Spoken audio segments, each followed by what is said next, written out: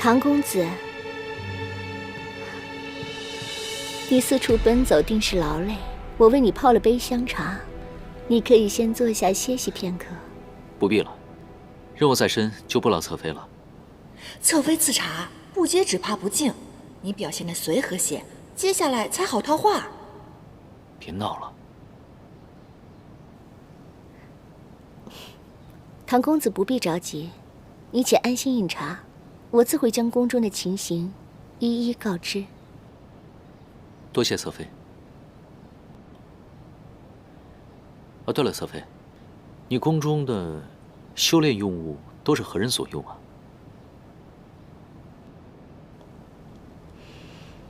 殿下酷爱修行之术，在巡游中与我结识，便将我强行纳为了侧妃。此后，他便常让我做一些修炼用物、灵文符咒与他使用。方才公子所见的净身符便是其中之一。不过，至于殿下为何要此物，又用作何处，那我便不知了。这个裴洛，表面上对将臣一往情深，背后却强抢民女。看来我们猜的没错，他就是狡言违行，这背后一定另有阴谋。那他所用的净身符，可否与我一看？同为术士，自该相助。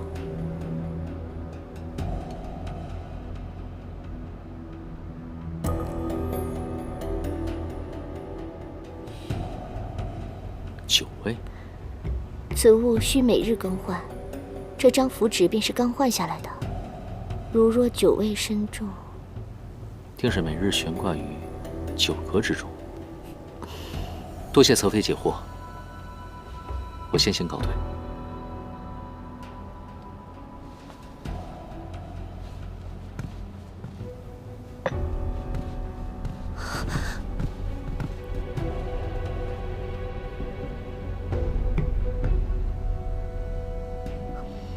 无妨，帝君，元旦，我们来日方长。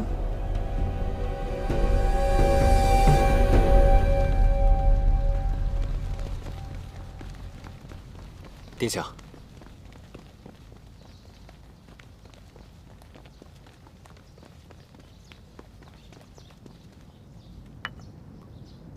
不知殿下身上一直所佩的饰物是为何物？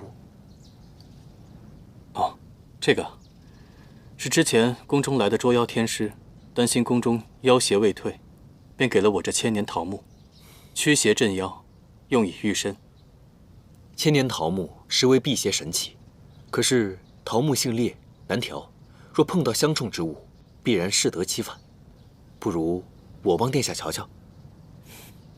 这个天师就不用操心了，我以左以玳瑁，其棱角幻土融入其中，助其电照风行，物尽其用。这几味用料颇为讲究，若不是修炼之人，极难知晓。他怎会对术法之事如此了解？难道在私练功法？殿下，有一名天师今日进了侧妃宫里。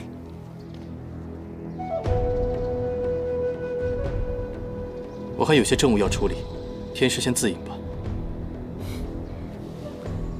殿下请便。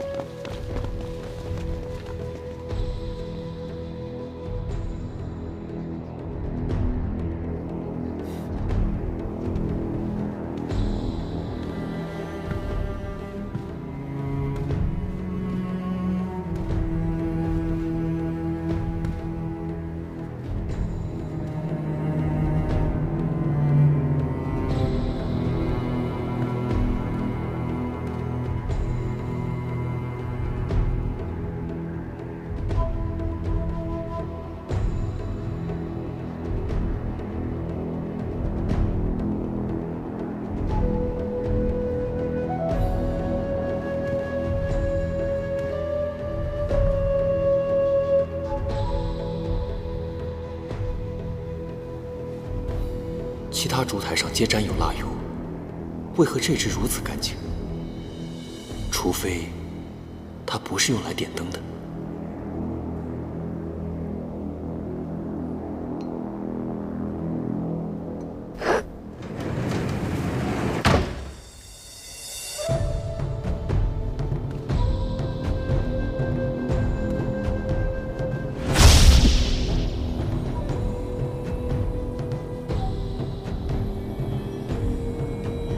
此处灵力聚集，定是裴洛修炼之所。可惜镇妖符在此，唯有唐周能破，便宜这小子了。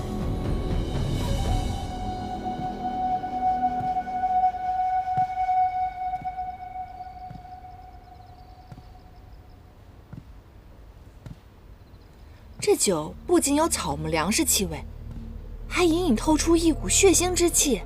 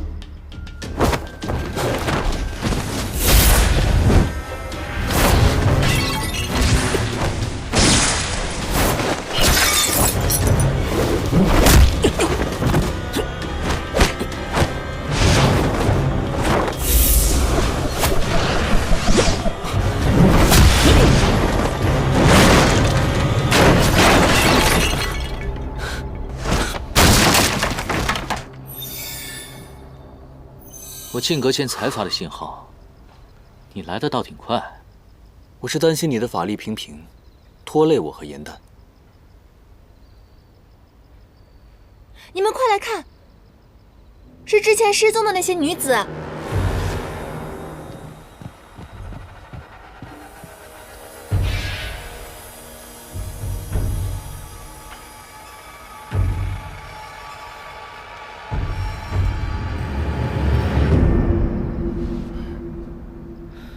这些女子是被割喉放血而死，看来并非是妖邪所致，而是人祸。难怪那小子跑得那么快。放心吧，我已经在他身上设了追踪符。哦，那还不快追！哦。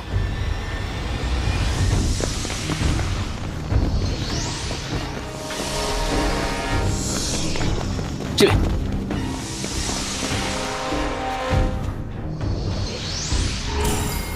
追踪符已破，他发现了。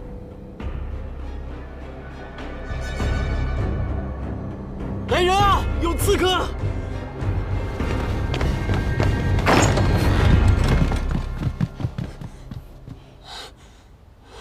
有刺客！刺客往那边跑了，快追！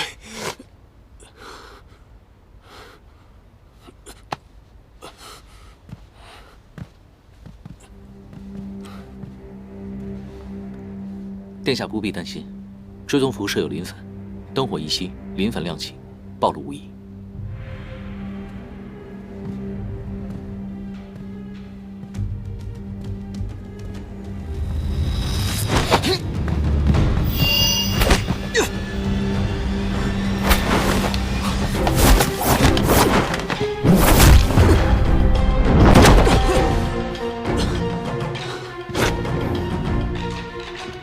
你果然在私练功法。你诈我！你虽为人，为祸之身却远胜妖魔，居然还以桃木符傍身，真是讽刺。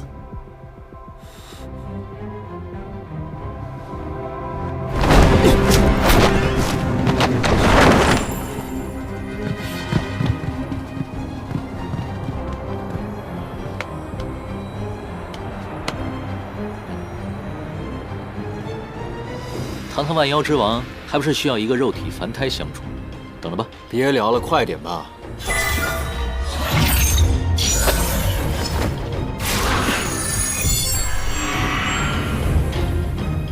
哇，谢了。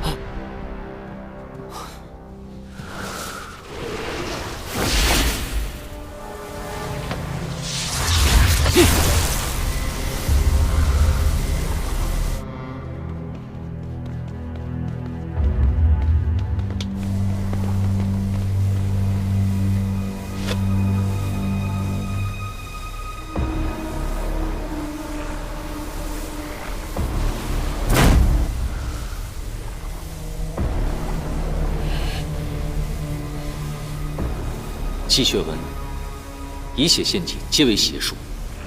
残杀子民，以满私欲，怎配为一方王侯？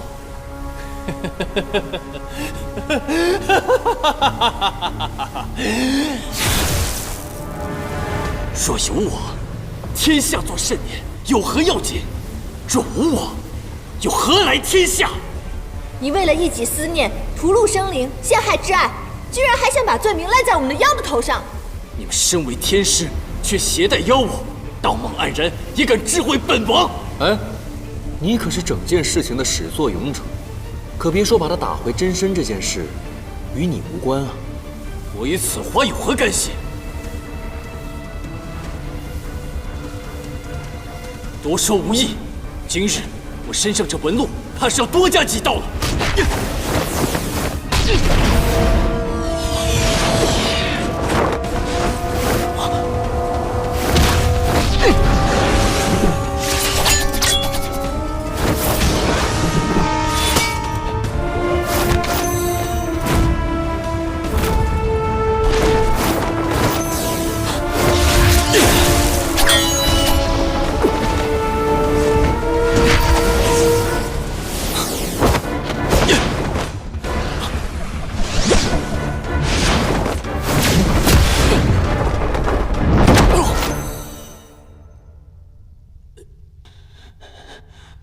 我的长生丹就要炼成了，你们拦不了我。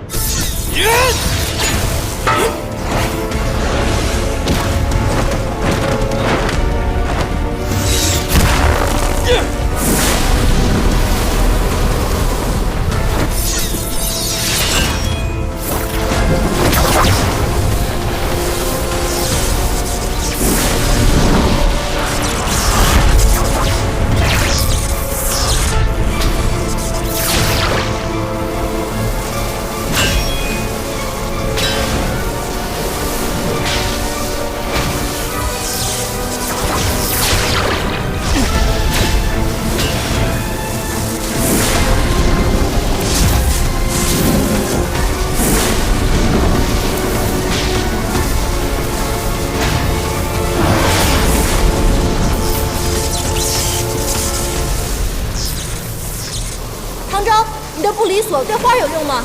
法术记下，以石花示人，我皆能将你召回。你要干嘛？我有办法了。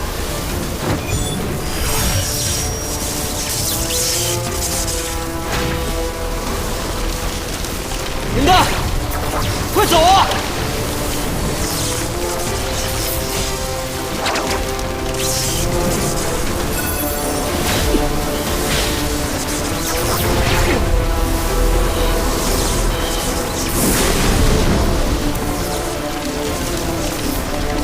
一步。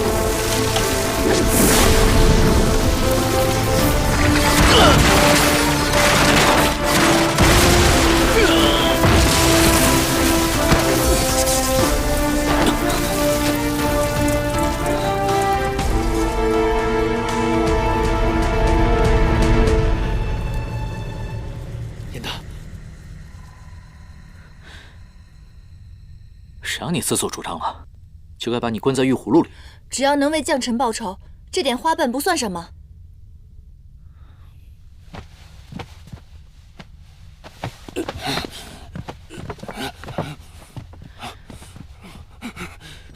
丹药以血淬炼，聚阴生煞，符之五脏俱焚。你将不知血河、乌鸦异象、杀人炼丹的种种罪行嫁祸在将臣身上，你还口口声声地说爱他，你懂什么是爱吗？是他先负的我。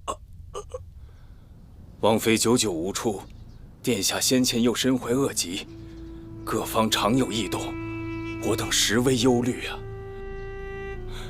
还望殿下早日封妃纳新，子嗣绵延，方可稳定民心啊。本王曾与王妃约誓，终生厮守，唯有彼此，断不可能再纳新人。更何况，本王的旧疾早已康复，不用再劝了。殿下，殿下，莫不是旧疾犯了？快传大夫！是，殿下。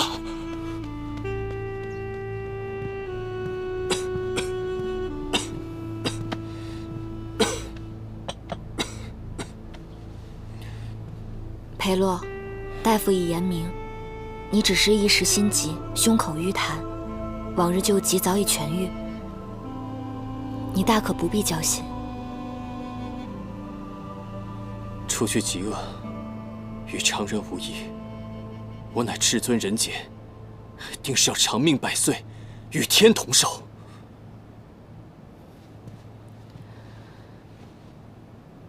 你为何还执念于长生？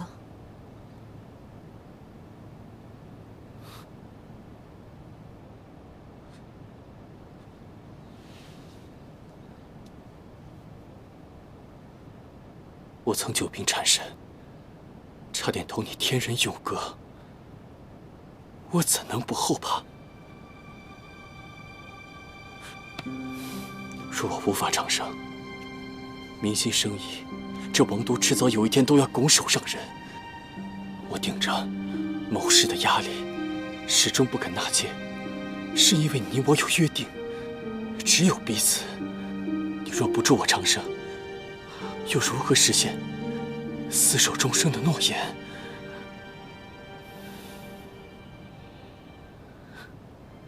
江辰，再给我一颗神丹吧。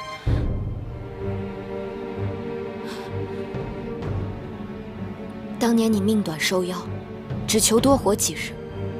我祝你如常人般康健，你可以平安到老了。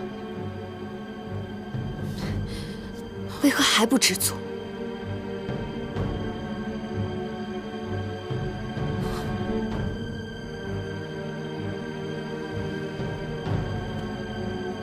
你是药，你可以活千秋万载，可我纵然病愈，也不过寿命数10年。助我长生对你而言轻而易举，为何你这般自私，就是不肯助我？无中生有之时，你叫我如何帮你？裴洛，你为何变得如此贪婪？你还记得我们当初的模样和心愿吗？我当然记得。可你知不知道，我为了信守诺言，承受了多少重压？对于纳妃之见，我一概不理。你有为我考虑过吗？江辰，不是我变了，是你变了。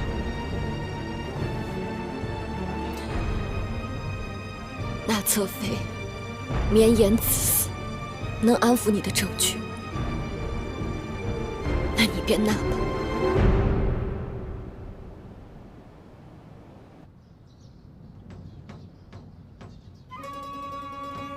娘子，你我两情相悦，定当永结同心。夫君岂敢一片痴情，定当永不负心。娘子，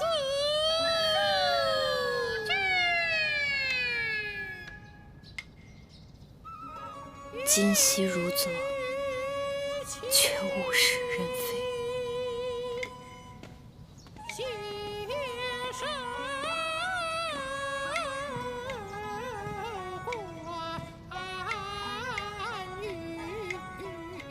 这就是那位善修术法的圣德侧妃。这帮戏子的唱功极差，远不如你。不如王妃登台表演一段，给我们助助兴。我无法相助殿下，不配做这个王妃。将臣自请封宫，从此不出宫门半步。王妃宁愿与殿下永不相见，也不愿意助殿下一臂之力吗？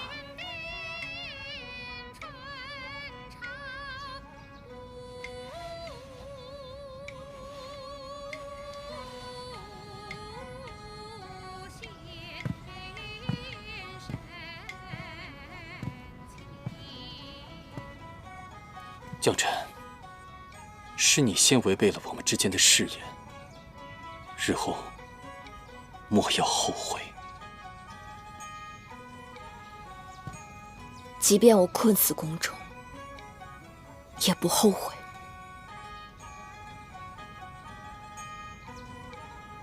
原来王权野心是永远也无法得到满足的。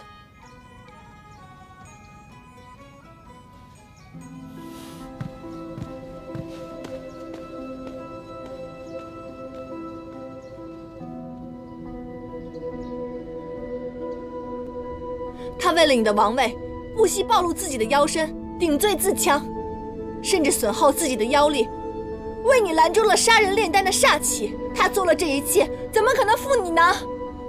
他既然说爱我，却不肯助我长生，让我与他长长久久的在一起，那便是不够爱了。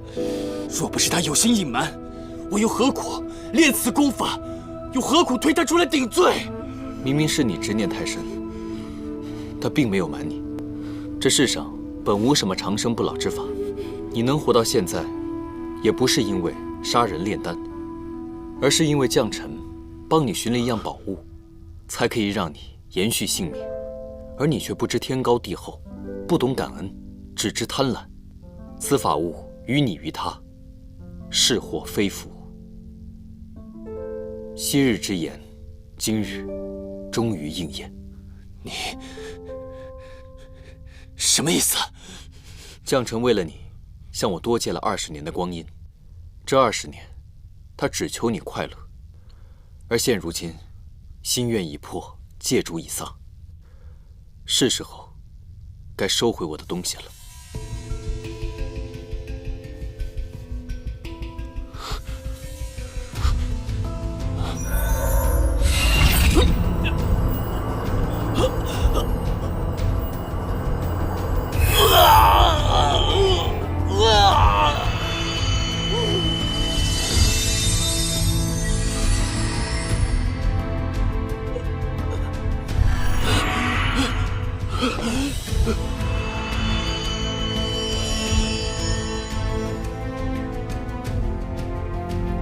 这便是你的义眼吗？此物并非普通妖猿，他究竟是何人？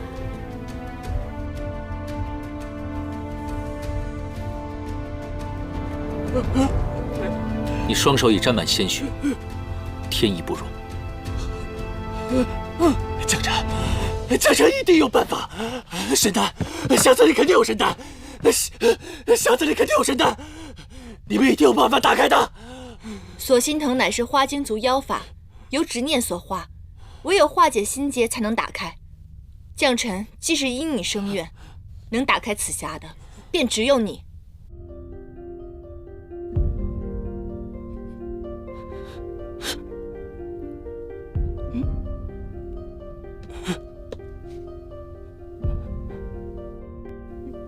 原来将臣想要的是心上人的一滴泪。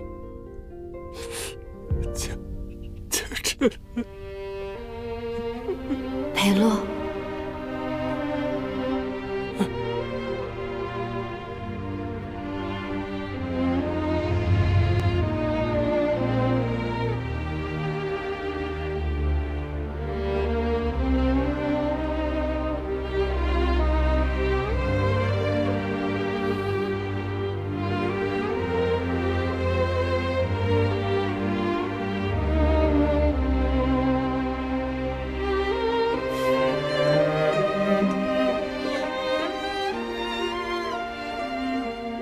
封妃乃王公重视，你我早已登载史册，流传万世，为何还要学百姓做法？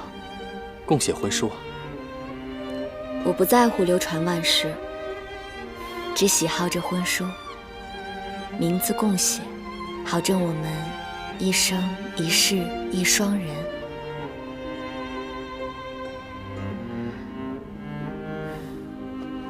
我可得把它好好藏好，万一哪一天你说话不作数呢？我一心解你病痛，圆你心愿，没曾想，却又给了你新的禁锢。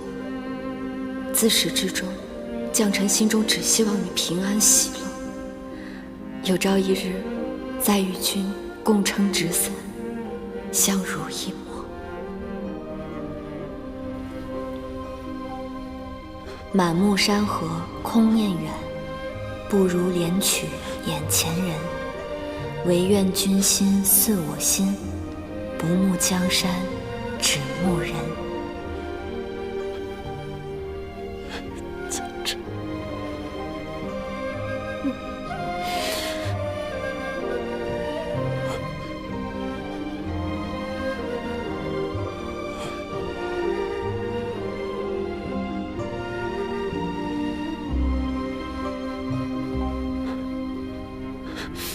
江辰，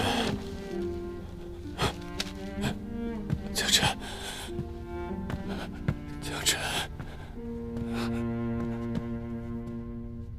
这花里还有将臣的最后一口真气，快让裴洛再看他一眼。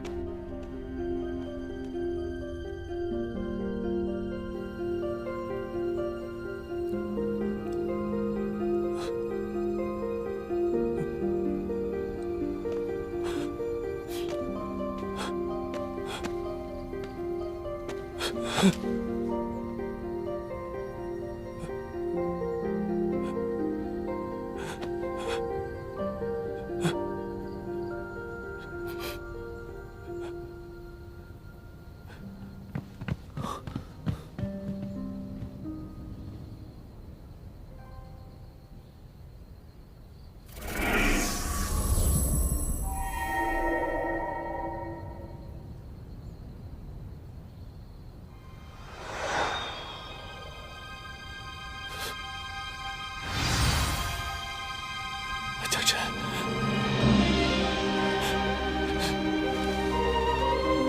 江辰，我来晚了，我错了，我求长生了。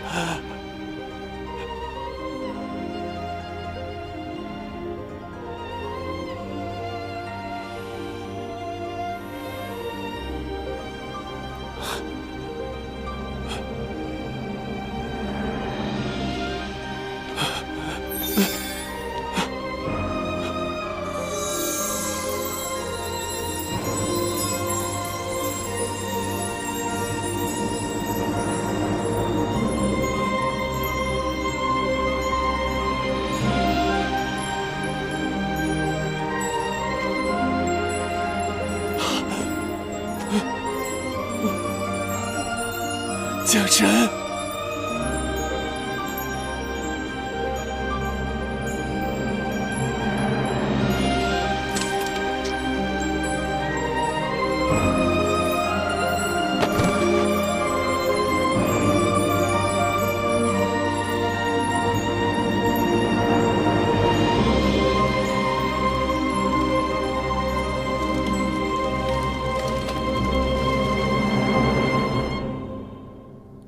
江辰，你的心愿已了，你安息吧。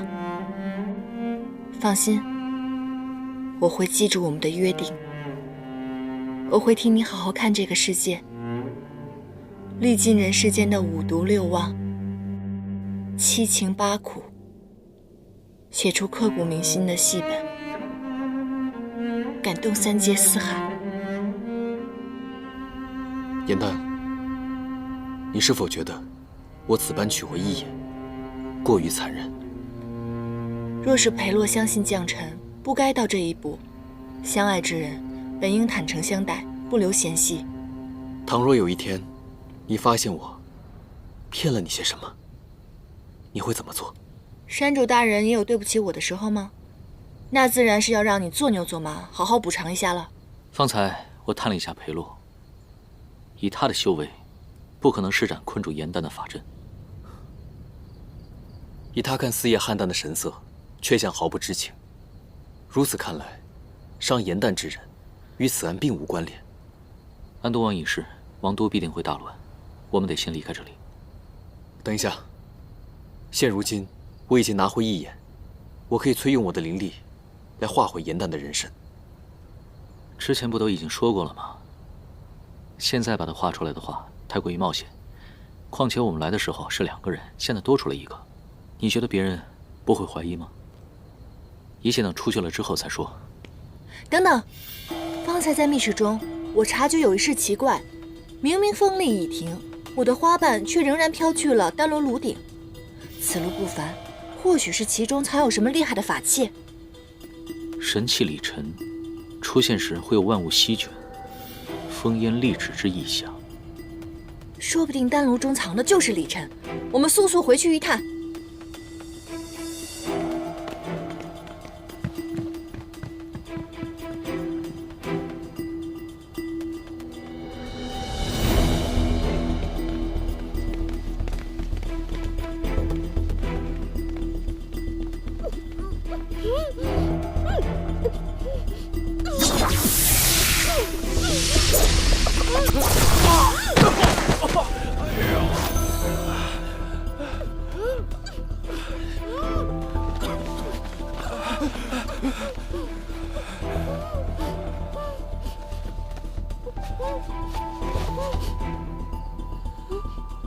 侧妃，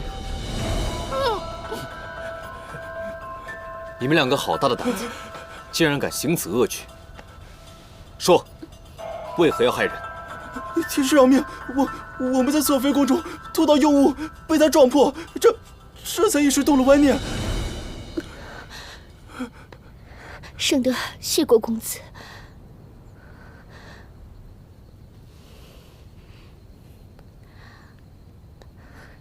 公子救圣德性命，圣德无以为报。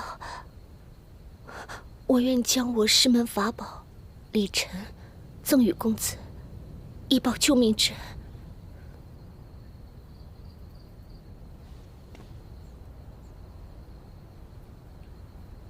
侧妃，我也正在寻找此物，那就有劳侧妃了。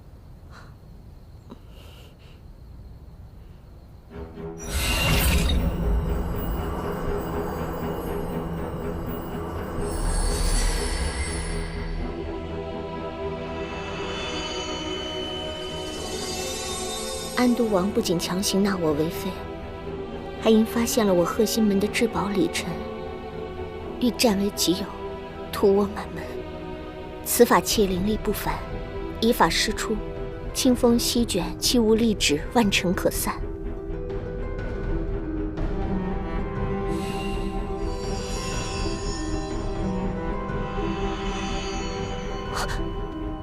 这宝物从未有过认主之相。我为修炼之人，知晓所有法器皆有灵性。既然宝物认主，那必定是与公子有缘，公子便请收下吧。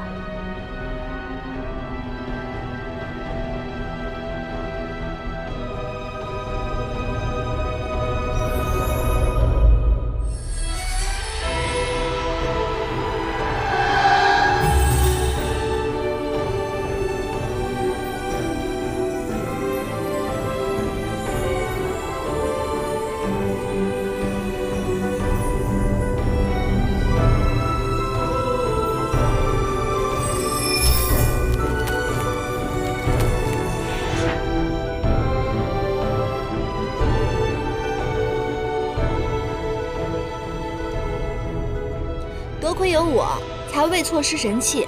等出宫了，你可得准备8针玉石、传奇画本，好好感谢下我。听说唐师弟清正洒脱，不染物欲，如此看来也是假的吧？看来于师兄也并不了解我。我这个人吧，既贪婪又小气，别说是宝物了，哪怕是一朵花，我都会占为己有。更不可能会让给旁人。哼！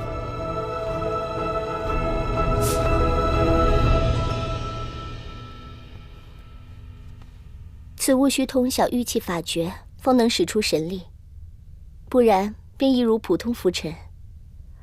安都王昔日略得匆忙，法诀应该还在我师门之中。不知诸位可否愿意多费些脚程？看来侧妃的意思是，只有我们送你回师门，才肯将玉器的法诀交予我们。安都王已死，也没有人再限制我的自由。我想重回师门，为师父守灵，只是师门路遥，去途艰险，我孤身一人，不免畏惧。此物与我有救命之用，多谢侧妃相赠，我定会护送侧妃回师门。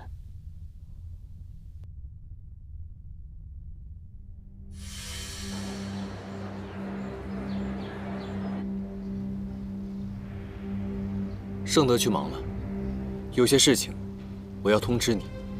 王公案已结，我要带严旦回家去。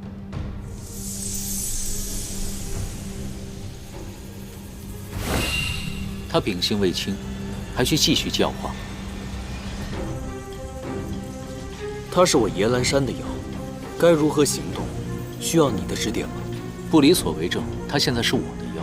你现在就把这法术解了，不然我就杀了你。阁下的意思是，让我连你一起抓了？那就试试吧。哎，又开始了，这两个人我一个都不敢得罪。真是大王打架，小妖遭殃啊！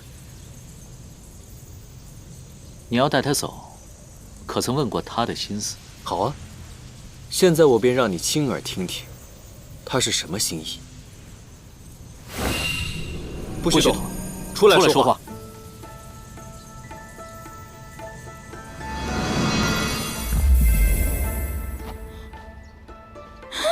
我终于变出来了！我真是在外折腾那么久，我看看我没事吧？我这破竹子怎么还在？啊？在就在吧，在就在。放心吧，莲青依旧是倾力出尘。我得试试我的妖力还在不在。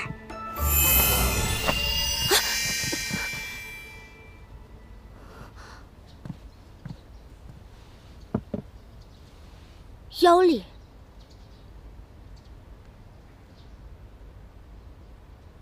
你是何人？为何在此？我是……他是我所抓的小妖，之前呢一直藏于我的袖中。听取了王公诸事，一人知晓你的身份。不过他秉性善良，绝不伤人，不必担心。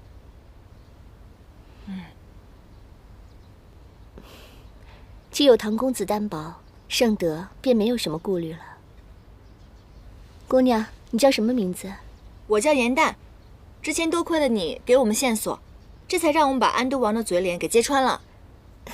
客气了，我还得多谢你们救我于水火呢。不客气，不客气，这是我们应该做的。严旦，唐周已经答应盛德送他回师门了，而且盛德这一路端茶送水，体贴照顾，相处甚好。我们两个就不必再次打扰了，就此别过吧。盛德是客人，不必劳烦他。我向来有严旦伺候，所以他必须留下。唐周，你忘了你身上的使命吗？你可谓是肩负重任，而且人妖殊途，就算再舍不得，终究也是要别离的。我相信，你懂我在说什么。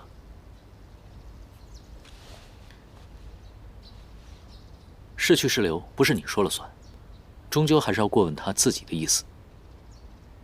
哎，这样吧，那我说两句吧。其实我呢，这些日子经历神府、凌霄派之行，还有王宫之事，我也明白了，与好友死别之痛，为好友报仇之快。可就算经历了这些，我对世间的人心、世事还有很多的疑惑，所以我想还是周游四方，早日完成与将臣的约定，写出一部名扬四海的细折子。这么说，你不想回夜来山了？我当然想回，那是我的家，可是不是现在。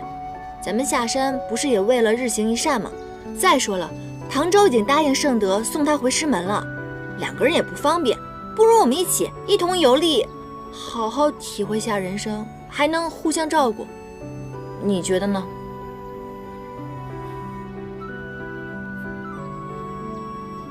刚才不是你自己说的吗？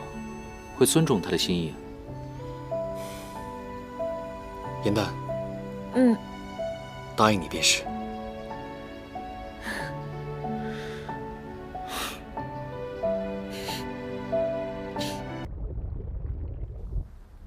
太子殿下，这是灵贝族进献给东海的灵风弓，听闻锋利无匹，急如闪电，对追击那酒旗定大有助益。殿下，你要不试试？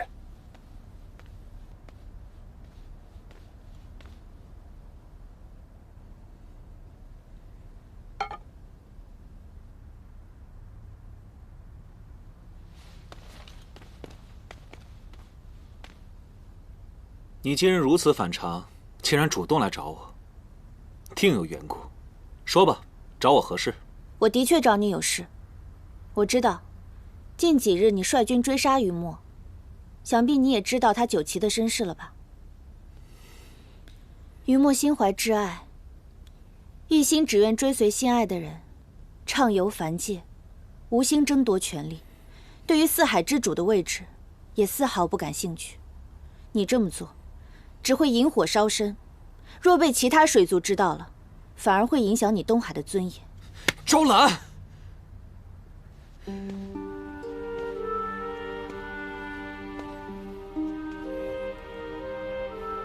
你今日主动来找我，竟然还是为了那个雨墨。你我在玄心崖相伴100年，你真的就一点都不了解我的心意吗？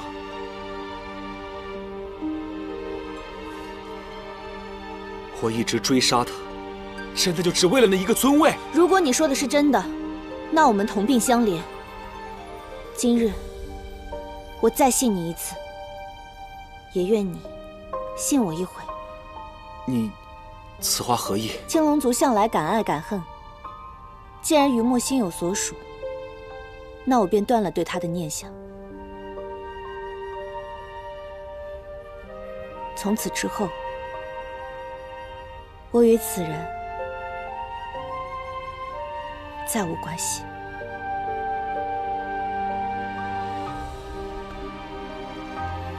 这一次，我定不会拖延推诿。我愿与你定下婚期，嫁入东海。此话当真？当真。南海和东海的联姻，想必你日后四海之主的位置，定坐得安稳。但是，我不喜欢杀戮，只愿你放了雨墨，善待四海水族。从今往后，我便与你一心一意守护四海，伴你地久天长。好，我答应你，我不再追寻雨墨，我这就修书你父王，早日定下我们的婚期。那我便回南海，准备嫁衣，等你迎娶我。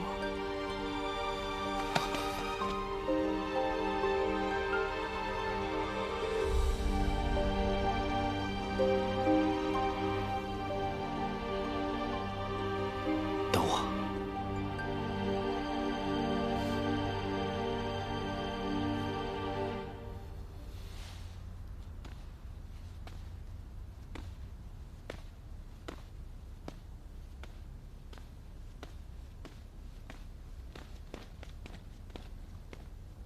殿下，您真的相信赵良公主所说的话吗？我想信他一次，不过，你还得通知我们藏于南海的人，时刻盯紧他们父女，有任何异动，随时禀报。是。那酒旗，继续追踪，格杀勿论。是。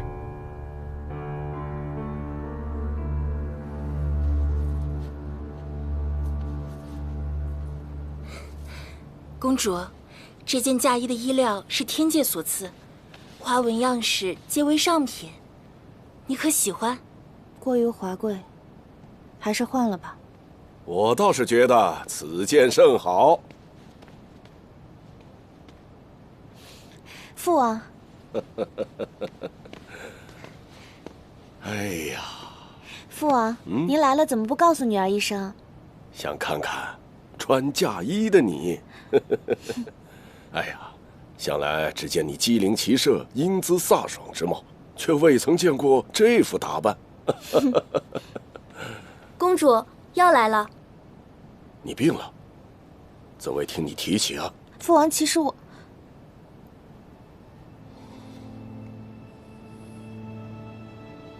你们退下。是。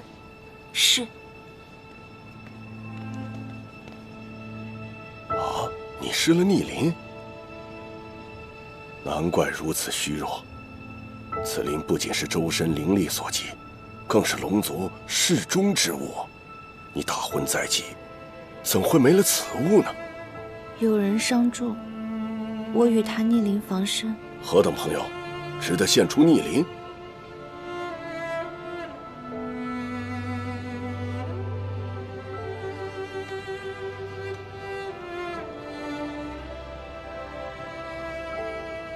幻心灵但凡摇响，便生裂纹。我猜的没错，想来是有人摇响了此灵，你便情定于他，因此愿给逆鳞正心。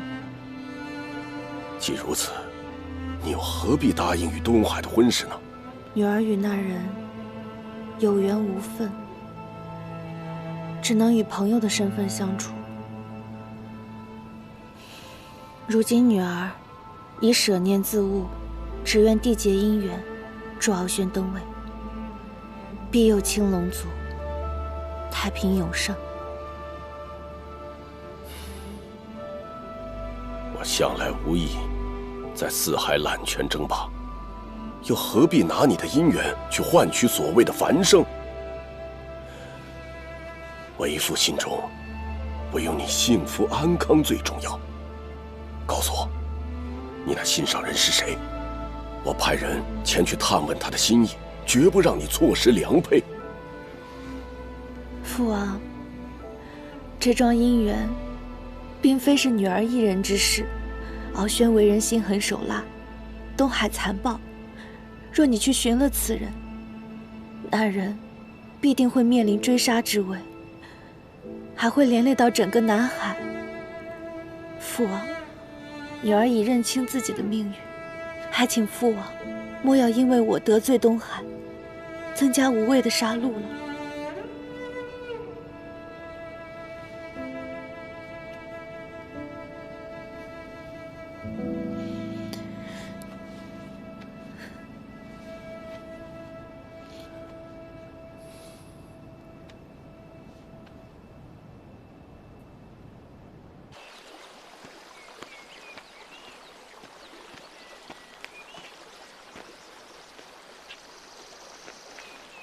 谢了。没想到，竟然让害你的人逃了，我真是心有不甘啊。没关系的，恶人自有恶人磨，没准绕了一圈还会落在我们手上。哼，又开始吹牛啊！云墨，我之前看过一本书，这书上写着，若是我们妖死了以后，我们的元神会脱离三界，飞到一个叫夜忘川的地方。若是元神可以忘记过往，成功渡川，便可落入凡尘，重新活过。说不定这样也好呢。说不定，将臣他已经变成了一朵普普通通的昙花，忘却了前尘往事，在世间自由自在的生活。他怎么可能心甘情愿地忘记呢？若是有来世，他一定还希望跟裴洛幸幸福福地在一起啊。颜淡，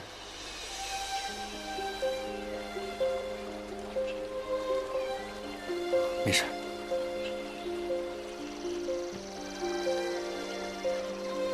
于墨，别伤心啊！爱人虽是，可是你还有爷兰山，还有我，你还有一大家子人关心你呢。你要振作起来。他竟误以为我喜欢将臣。我若是明说，解释将臣得到一眼的原因，只怕他会刨根问底，知晓我隐瞒他失忆一事。颜淡，过往的很多事情，我也不愿再提。但是我与将臣之间，没有任何别的事情。此事，你也不必再挂心。好，好，好，不提不提，我再也不提了。圣德说，他学过卜算之法，可以看到人的过往当下。要不要让他帮你看看？也许你的良缘正在来的路上呢。凡人修炼，怎可能通过往当下？他究竟是何人？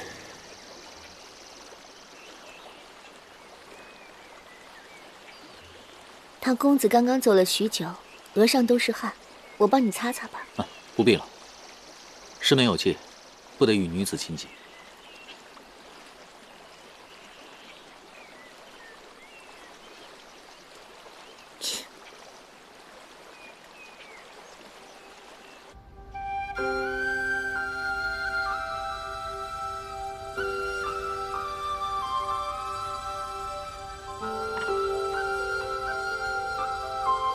裴洛半生受疾厄所缠，痊愈之后，却依然没有满足，不惜杀人炼丹，还害死了自己爱的人。这就是人世间五毒之贪了吧？而将臣痴心相附，舍身护佑，最终却换来了一个离心的结局。可见，人事都转，七情历练，人最终还是要更爱自己的。我要把这些全都记下来，为以后排演。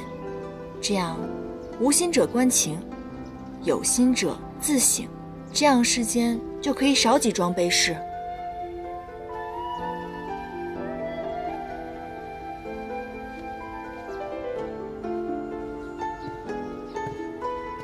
颜淡，哎，圣德，我做了一些小菜，你尝尝看。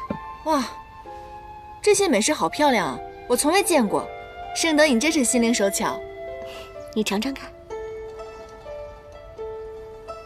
这些菜都是天界做法，你前世今往自然没见过，只是一些家常小菜罢了。你要是喜欢，以后我每日都做与你吃。这味道，我怎么感觉在梦中好像尝过似的？你喜欢就好，多吃一点。嗯。颜淡，我初来乍到，与谁都不亲熟，心中实在是寂寞。唐公子救我于危难，我却不知他有甚喜好，难以还报，实在是很焦心。我只能来请教你。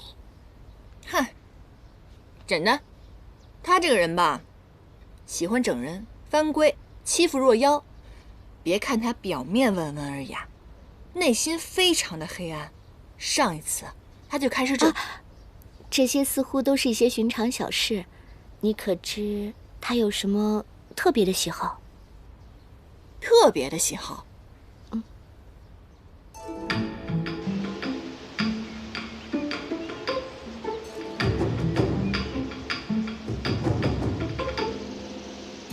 今日之后，我要带他离开这儿。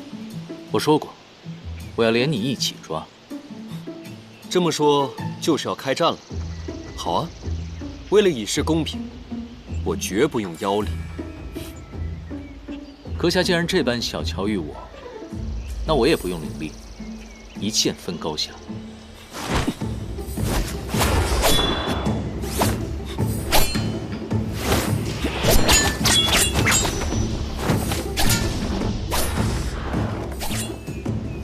哼，据我多日观察，果然没错。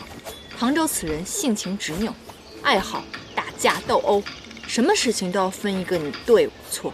你看，这不就开始了？唐公子比武习剑，乃上进之举，我倒觉得颇有魅力。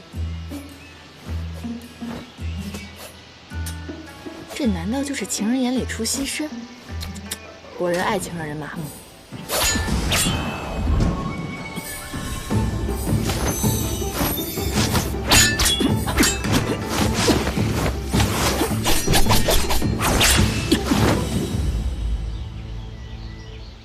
阁下确实剑法超绝，当为人中英杰，可是为何偏偏不懂得自重，招惹自己不该惹的？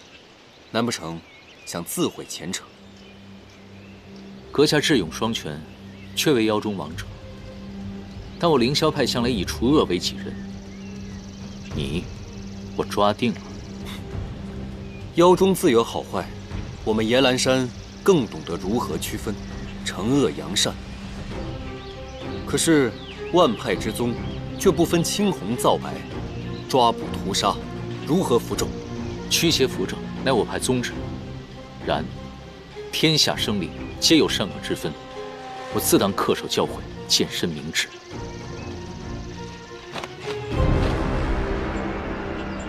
还来？等一下！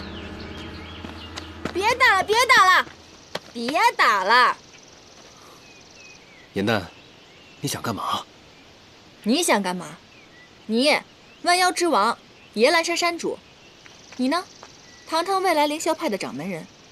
这说出去都是有头有脸、威震一方的人物，而如今却在这里酣战、争强斗勇，这传出去我都嫌丢人，好吗？他竟然是凌霄派未来的掌门，此派掌门向来灭情绝爱，那他……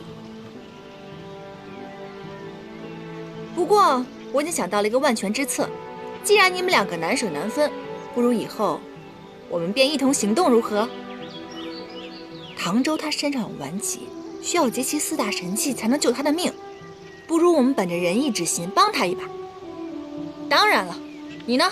作为回报，你日后若成为掌门人，不可以随意进犯我们野兰山，如何？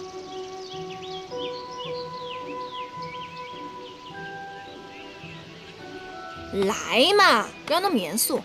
江湖嘛，多个朋友多条路，少个朋友天堵墙。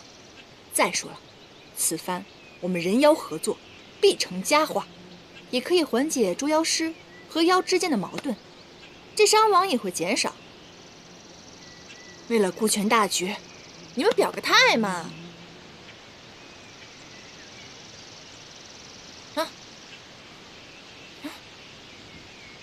好，绝不祸害凡间。必定善恶昭彰。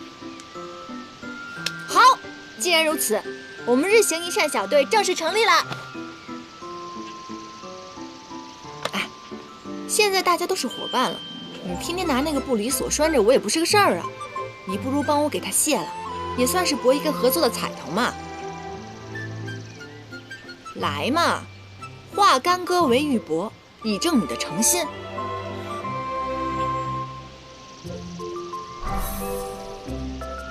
法术一除，这个镯子就留给你做纪念吧。我自由了，我自由了！我自由了！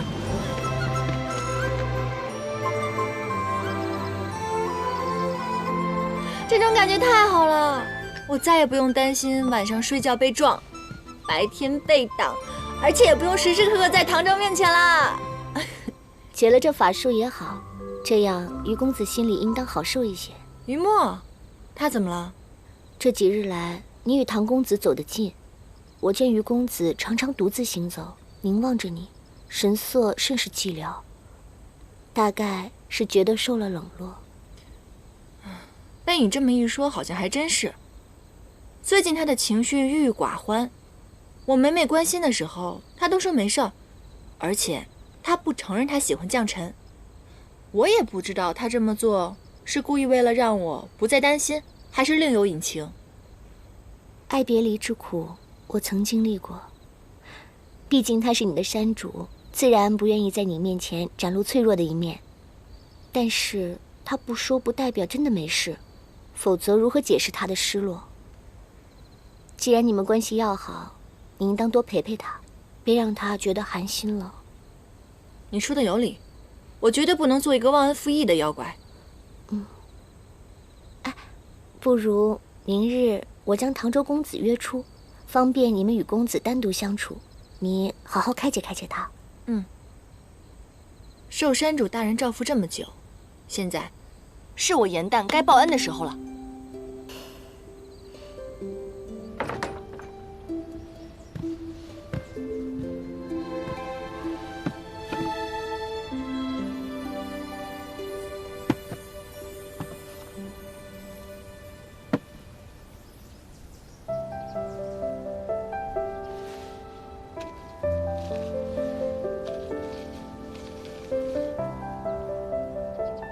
莫伤悲，莫气馁。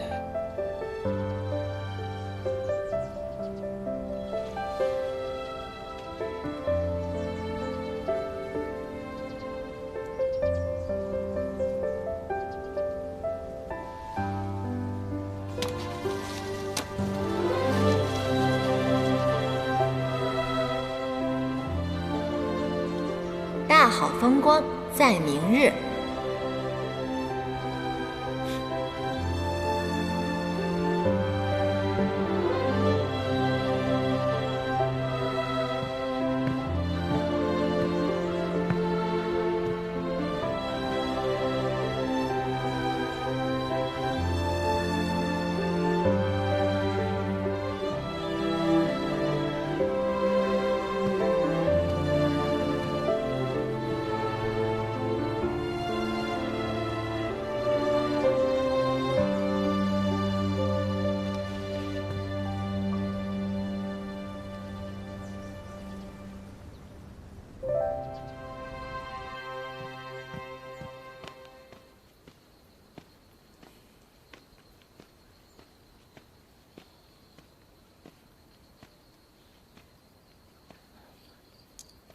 店中小二说，楼上有人寻我。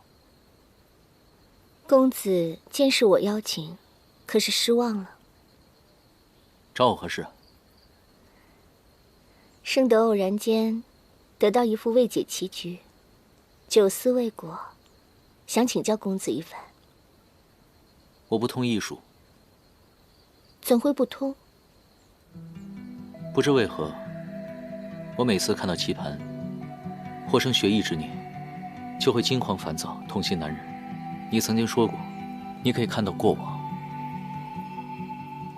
那么我想请问你一下，为何我每次在梦中看到一位女子在我面前跳桥，梦里我看不清她的容貌，而我每次醒来，我就会自责痛楚？那可是我以前亏欠之人。你竟还记得他？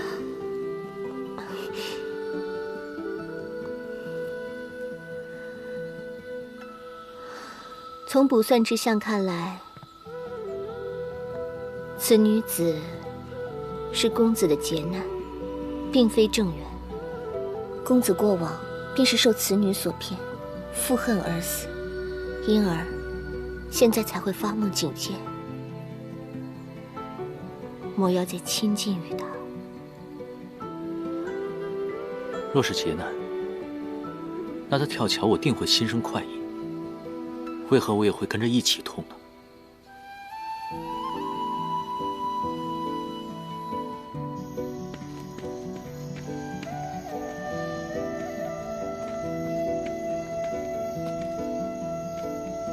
莲青，你来啦！白日在我的房间，你用了很多笔墨，写了那些美好的词语，是为了什么呀？你看，这些是我给你做的天灯。近来我看你心绪郁结，要是我对你不管不问的话，未免也太不仗义了吧？我听闻，凡人如果有烦恼的话，他们会把烦恼写在天灯上，然后放出去，这样烦恼就一并消失了。要不要试一试？来，你写一面，我写一面。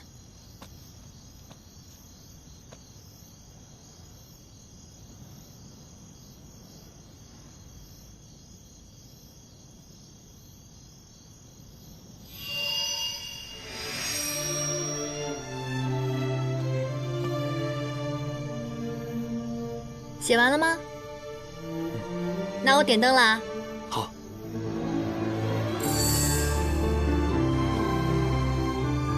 哎，等一下。啊？我想看看你写的是什么。哎，不行！小气，还不让看了？想看我写什么之前，我得先看看你的。哎，啊？你随便看，我什么都没写，因为我刚刚想了想，我好像也没有什么烦恼。无论是在这儿还是在夜阑珊，我都觉得我过得挺快活自在的。纵然生活中有什么困难，那我觉得也是生活的一部分。我不想忘记所有的感觉，我想记住每时每刻。既然我已经说了，那你现在可以告诉我你写的是什么了吧？好，我写的是，今日你给我送的食盒太难吃了，我一点都不敢动。而且希望你的厨艺能够增长。就这？真没良心，那是我特意给你做的，好吧？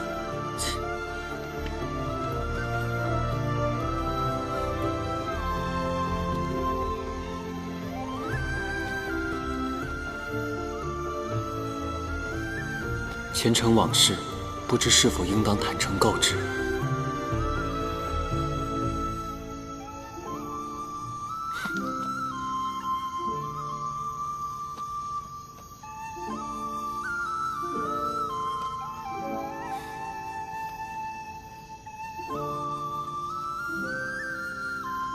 也许只有我瞒着你，你才会一直这般快乐。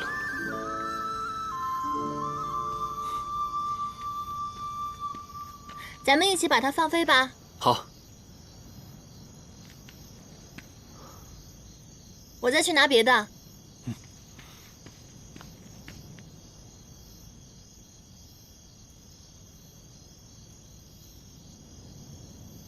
你说这些天灯在天上飞着，会经历怎样的旅途，看到怎样的风景，还真是羡慕。想去看看吗？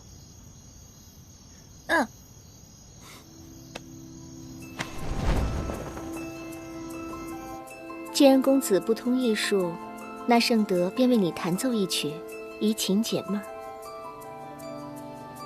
圣。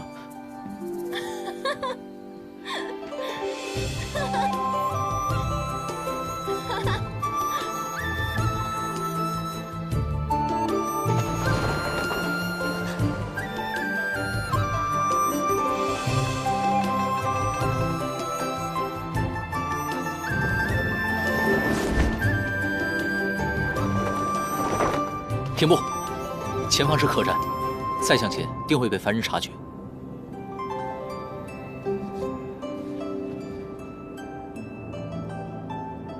有我在，不会有危险的。若是没玩够的话，我再带你去前面看看。不用了，刚刚天灯已经看得够多的了。本来今日想帮你排解心结，没想到又让你带我看了场天灯。无妨，做主公的自然要对莲卿宠爱有加。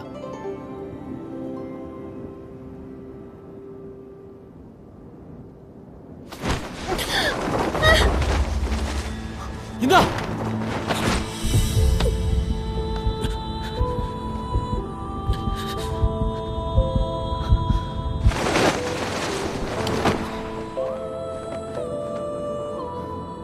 小心点儿。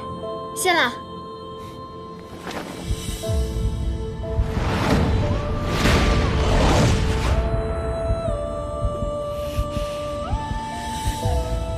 你们是一帮废物吗？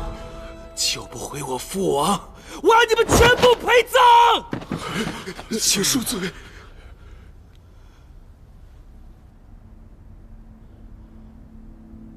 敖玄，父王，为父大限已至，回天乏术。唯有一事要交代于你，你要尽快与赵兰成婚，掌握南海势力，以固统治。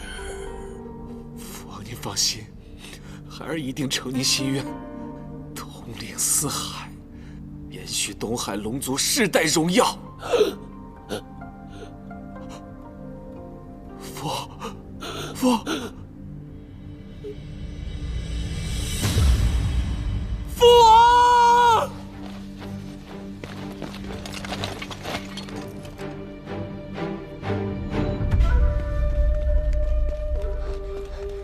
殿下，南海密探来报，南海龙王昭衍秘密离宫，说是要去寻找那9七遗孤去了。昭兰，你竟然还在骗我！我父王刚死，你们就这么着急另攀他主吗？好，我就教教你们，谁才是真正的龙尊。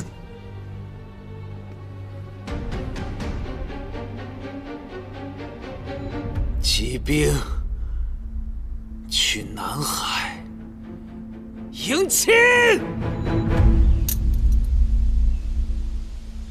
你这个是不是作弊了？哎，我严某人可是赌技超一流，夜来山头号圣手，愿赌服输好不好？你跟盛德就在这儿生活，我跟云墨去找吃的，吃完赶紧赶路。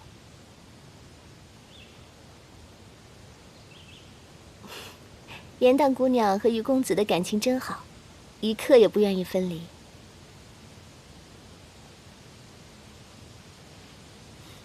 别误会，别误会，我对于墨那是忠心耿耿的主仆之情，是不是？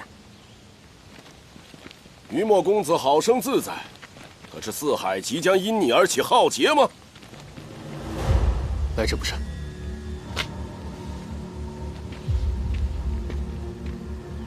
来者何人？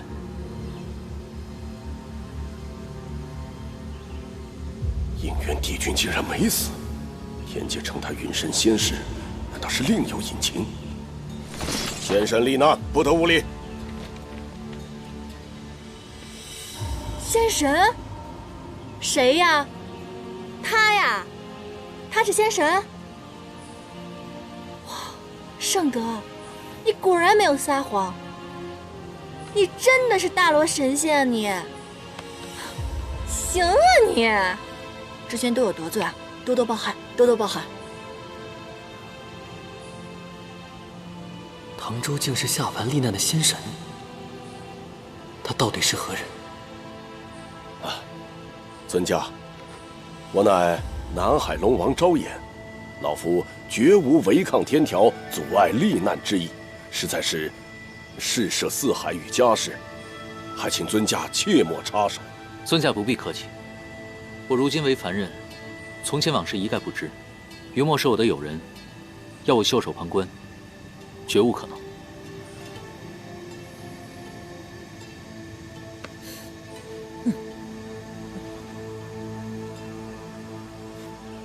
定是敖轩让你来取我的性命，如果真有本事，来取就是，为何还要给我冠上一个危害四海的罪名？哼，我要你人头何用？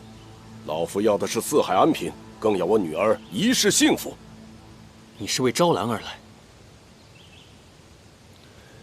昭兰大运婚时，下凡之后，借兵将婚期一拖再拖，如今愿意出嫁后，更是郁郁寡欢。我才知道，他竟想牺牲自己终身幸福来换取你的安宁。你可知，逆鳞不仅是翼尾龙的通灵至宝，更是通婚时用以交换世中的信物。你既接受了逆鳞，就该对他负责。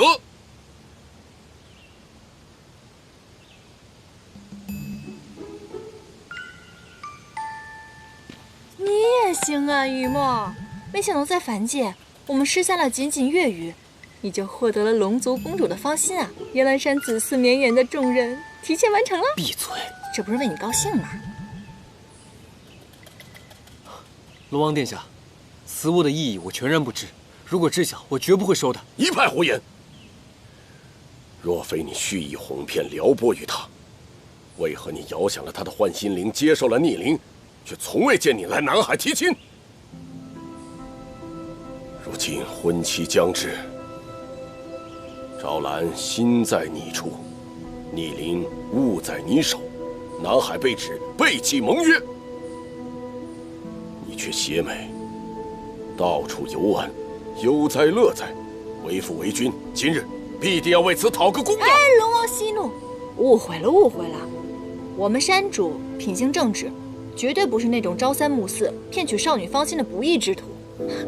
话说，这很巧嘛，我们夜来山其实正在杀鸡宰羊，搜索各地奇珍异宝，准备向昭兰姑娘下聘呢。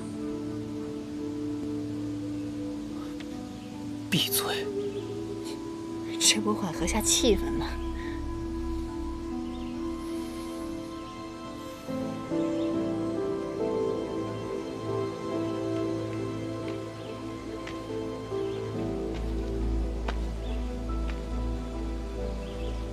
事到如今，我必须到南海见昭兰一面。太好了，那我现在回夜兰山跟您准备接亲一仗。你闭嘴吧！我从来没有说过我要娶她。也是，堂堂的南海公主，让人悔婚做妾，于理不合吧？不是那个意思，我跟昭兰绝无可能的。况且我早就有心仪之人，我跟昭兰也从来没有任何越矩的行为。果然还是忘不了将臣。他将此逆鳞赠送给我，就是为了救我性命。现在我才知道此物的意义。在这个时候，我必须要把逆鳞还给他，并且告诉他我真正的心意，不可能让他因为我的安危而错嫁不爱之人。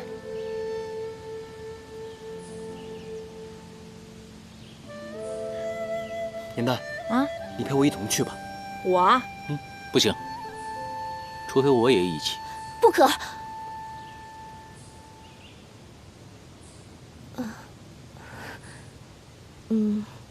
是这样的，我从前在师门的时候，曾听闻过神仙罹难一事。这神仙罹难，若是罹难未尽而肉身殒命，只怕再也无法归位回天。唐公子如今只是肉体凡胎，水族又恰逢异主，势力不稳，若贸然卷入其中，怕是风险太大。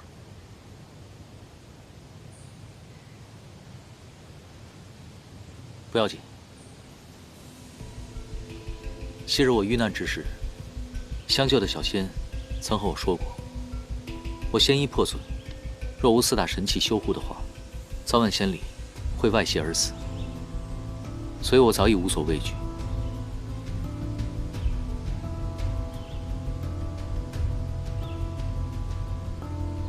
我不跟着去，让捉到手的小妖跑了，倒是得不偿失了。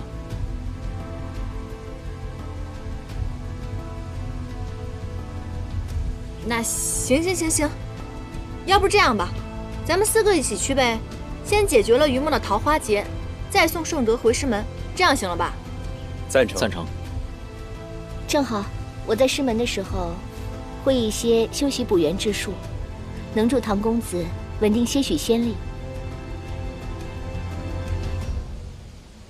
帝君下凡罹难，若无仙衣保护，神器御身，必会神形俱灭而亡。除非他再服下半颗邯郸之心。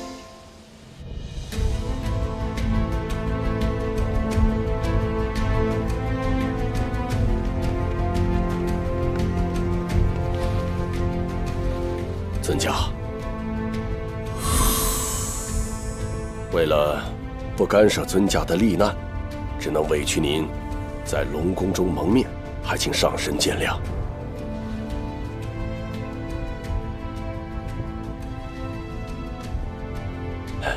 老夫的家事，竟然还要劳动尊驾，实在是让老夫惭愧不已啊！请。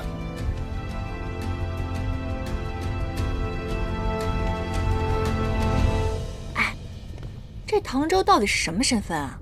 连一海之主的南海龙王都对他这么毕恭毕敬的，难不成他是戏折子里说的大罗金仙？圣德，你可知道他到底是什么身份吗？颜淡妹妹未免也太会说笑了。遇今生仙阶或犯了错的仙家，才需下凡罹难。一般位列上神之尊者，无需遵循。天界谪仙众多，身份尊贵者云云，我们不必费心猜测。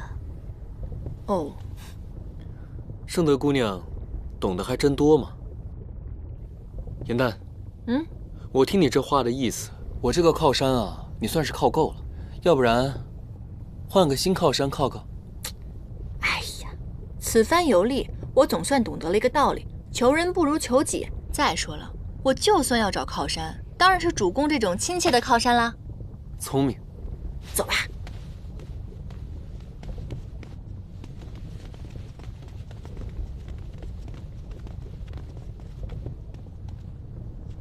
殿前亲卫乃本王亲选，没有虎符，不得变动。你们是谁？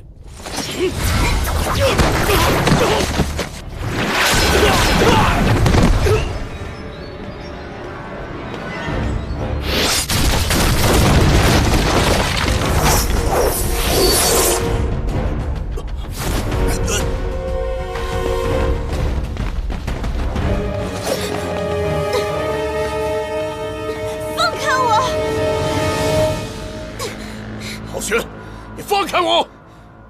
昭衍殿下莫怪，我东海仪仗队久待数日不得入门，本王只得亲自来接我的王妃。父王，他早在宫中安插了自己的人，你一走，他便带兵攻入殿中，大开杀戒。敖玄，你住手！敖玄，你虽继位东海龙王，我也是南海之主。今日你带兵攻入我南海，杀我亲卫，掠夺我女，我是天条，无视天规。昭衍，你暗中私会于墨，还让这贼子于墨率其亲信闯入南海，欲抢我王妃。我出兵相助，接管南海，是理所当然。帝尊又奈我何？哼，敖玄，你不要狂妄自大。幸亏我及时发现昭兰的心意，没有酿成大祸。即便她没有心上人，我也绝不会让她嫁给你这般残暴狠毒之人。你和昭兰联手哄骗于我，如今又将我的迎亲队拒之门外，如此奇耻大辱，我焉能忍气吞声？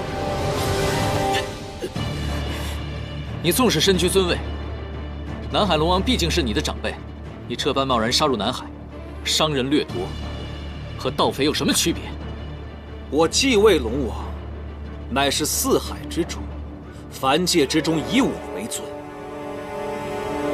你区区一个凡人，也敢在我面前说三道四？哎，龙王，这位龙王您别生气啊，误会了。我们这次来呢，就是为了您，还有昭兰公主的婚事前来的。我们不是来抢亲的，是来和解的。这样，您先把昭衍殿下放下，有什么话咱们好好说，行吗？又是你，无知小人！你要杀的人是我，与众人无关。玉墨哥哥，可以，只要你于墨自废灵体，然后跪下来向我求饶，我就放了他。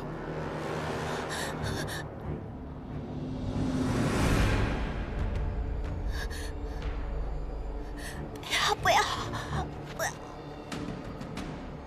这是你们两海之间的家事，我本不愿意插手，可是昭兰有恩于我，你却不分青红皂白，屠戮南海亲卫，又伤害昭兰亲父，你莫要逼我出手。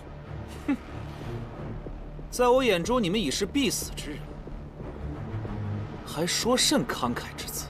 我生性不欲招惹风波，可现如今是你逼我出手。给我上！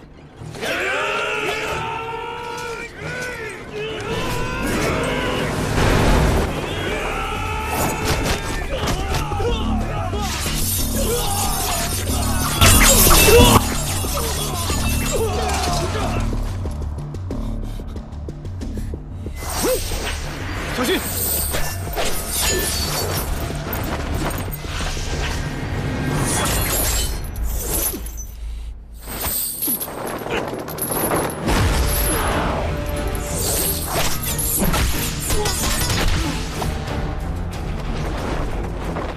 你保护好自己，我去救昭衍殿下。好，唐公子小心！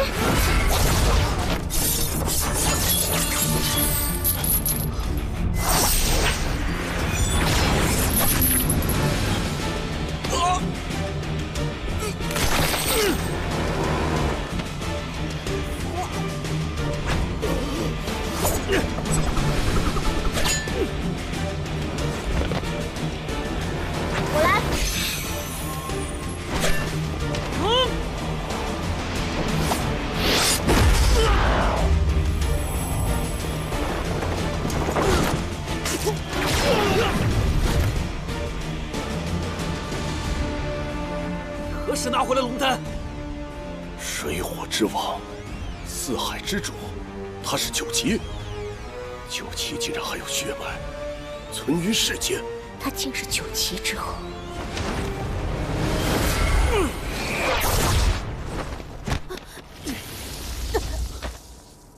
赵兰，不，昭衍，我再给你最后一次机会。3日之后，我与昭兰于东海大婚，到时候你只需带着于墨的人头作为贺礼，你便还是南海龙王。若无这份贺礼，吉日一过，我大军攻入，你南海青龙族必将不复存在。赵兰，女儿。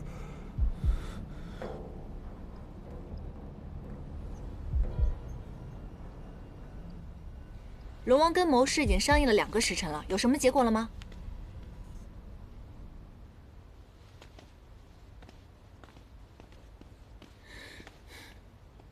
这个龙王不会真听了敖轩所言，砍了我们的头去当贺礼吧？还有你啊，于墨，你是九旗这事儿怎么没早告诉我呢？我只是不知该如何开口，并非刻意隐瞒。我不是计较这个，我生气的是，早知道你不是黑鱼，我天天炖鱼汤喝了。如果这次我真死了的话，那我辛辛苦苦白活了一场，我连鱼腥味都没有闻到，这是我心头一憾啊。若昭衍殿下真要砍于墨脑袋的话，你觉得我们还有机会坐在这儿吗？敖轩为了逼婚大开杀戒，将南海之首视同微末草芥一般，可见其品性暴戾。若真奉此人为尊的话，这四海日后恐怕就只有敖轩一人为王了。可昭兰公主还在敖轩手上，我们在此是祸非福，实难揣测昭衍殿下如何计量。敖轩虽继位龙尊，但他的功力尚浅，只是那金钩法器对于墨颇有针对，杀他不难，但有昭兰之命为之。如果杀了他，这四海必定会大乱。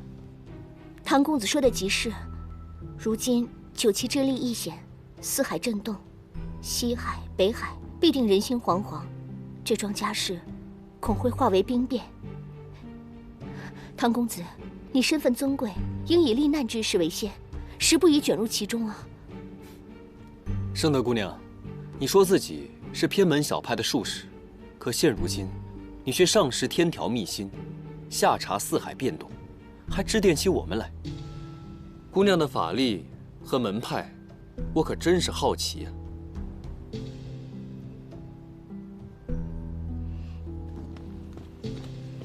于公子，龙王殿下急召。于公子不必心急，眼下之事解决完，诸位送我回到师门后，届时一切疑惑自会水落石出。我等着。哎呀，好了好了，圣德姑娘也是担心唐州嘛，一番好意了。龙王殿下还等着我们呢，咱们赶紧过去吧。走。殿下有命，此事从密，请于墨公子一人入室相依。放心吧。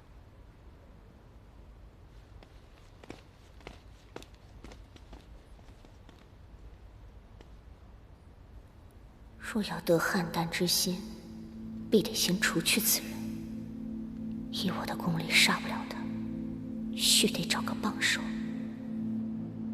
殿下的意思是要我将敖轩取而代之？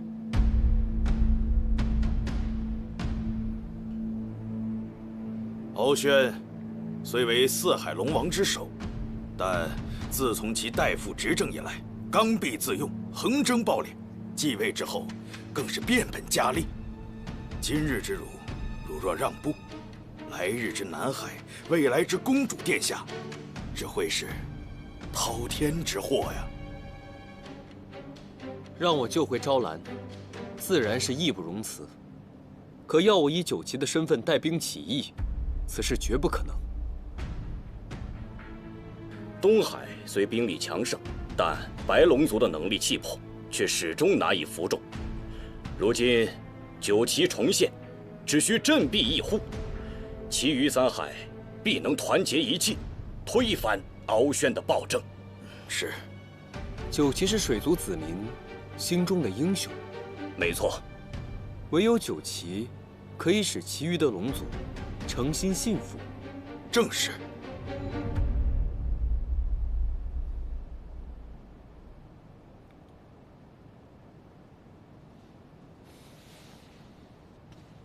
有一句话，我想问过殿下：昔日创世之战，我九旗全族被屠，遭灭顶之灾。此后，你们欢天喜地拜东海白龙族为尊，弃我九旗如同婢女。可现如今全是僵尸之时，又盼我前来相助。你们可曾想过，如此厚颜无耻，会遭天下人耻笑吗？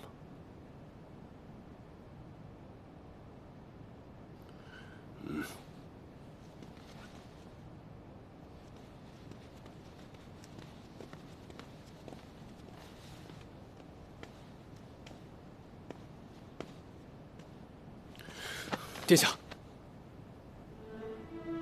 殿下不必如此。我不爱权势，亦不信权势。此生最大的心愿，便是护一方净土，守心爱之人余生。除此之外，别无他想。殿下若长跪不起，我的初衷也绝不会变。殿下，此跪不为恳求，只因愧悔。因果报应，终有这么一遭。雨墨，如我告诉你，昔日九旗灭族是他人陷害所致，你本该就是四海之主，他们本该就是你的子民。这方净土，你要不要护？昔日龙族支援军正是上任东海龙王率领，他不仅未加支援，反而趁九旗战敌力竭之时追杀驱赶，令九旗误入修罗族陷阱，全军覆没。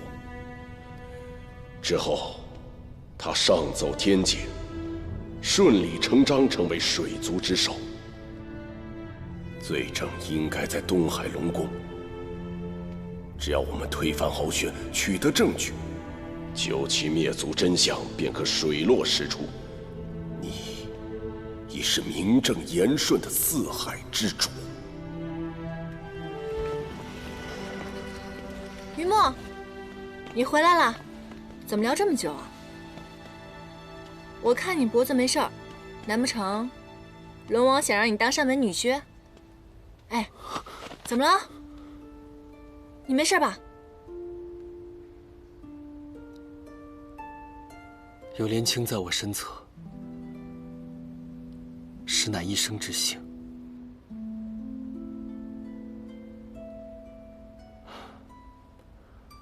方才昭衍殿下邀我同他一起联合西海和北海，推翻敖轩暴政，救回昭兰。我即刻便要前往西海。我同你一起去。不可，西海和北海的意思尚未知晓，而且你们三人皆非水族，还是留在此地比较稳妥。这也是昭衍殿下的意思。莲青对我的忠心，我记下了。放心，我定会安然归来的。唐周，颜旦就托付给你了。是我抓的妖，本该由我负责。哎，不必了，不必了。你别再给我照顾进玉葫芦里，我自己能照顾自己。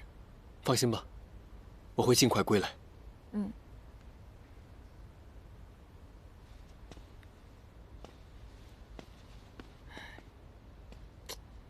你说于墨去一趟西海，会不会又拐回一个西海公主啊？怎么，你吃醋了？啊？说的什么话？我们全野兰山上下都希望我们山主早日走出情伤，娶一个山主夫人呢。我当然要事事留心了。若是真有点苗头，我得赶紧回去通知百灵，让他准备聘礼。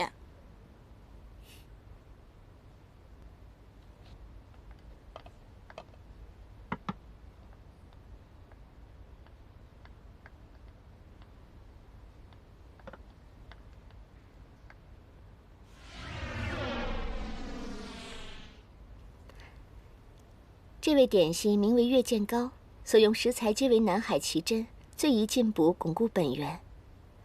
唐公子若是能每日吃上几个，灵力必定会稳定许多，也能少受些外泄亏空之苦。凡人的寿命不过100年，你以10年修炼之力注入糕点当中，只为了缓解唐州猎魂的痛苦，你把唐州的救命之恩看得也太重了吧？并非只因救命之恩。颜淡，我心悦于他，他是我眼里唯一的光。他说的每个字，我都信奉如真理。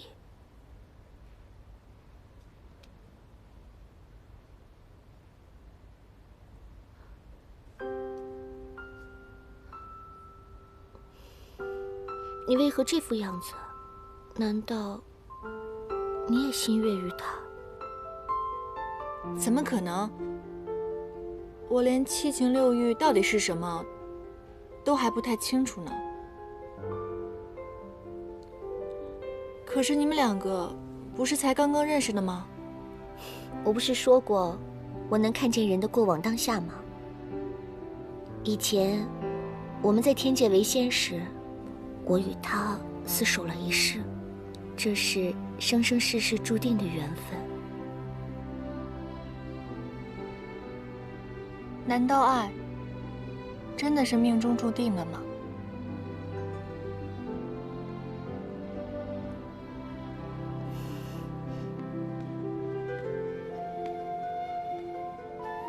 以往在山境总是一大伙妖精聚在一起，大家谈天说地，打打闹闹，好不快活。可与唐州相处却不一样，有时很开心，有时心里不知怎么，却会难受苦涩。唉。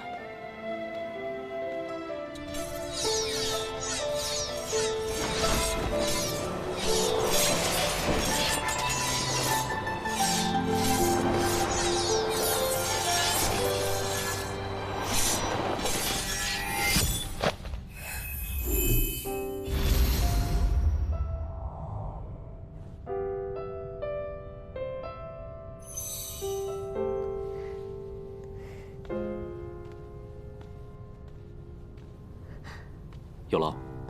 无妨，我愿意一直为公子掌灯照亮。这是我亲手做的，你吃了之后便会少受些仙力外泄之苦。我早已经习惯了，不劳圣德姑娘多费心。我一定会治好你的病痛。做都做了，尝一个吧。不必了。颜淡呢？他知道了月见糕的方子，去龙宫外的峡谷采药了。或许是想亲手做给于公子尝尝。宫外峡谷漆黑一片，很是危险。我现在去找他。这糕点，我回来再用吧。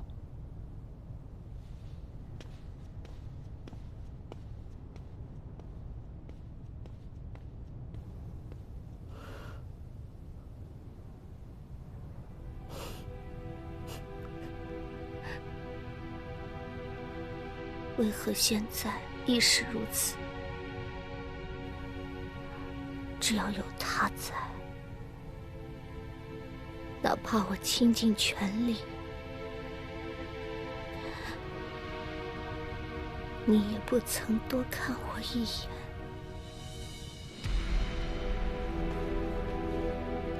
这么深，也不知道我的真身能不能支撑得住。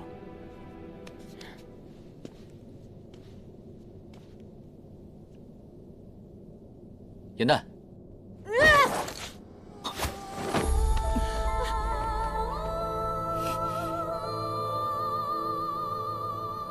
愣着干嘛？拉我上去啊！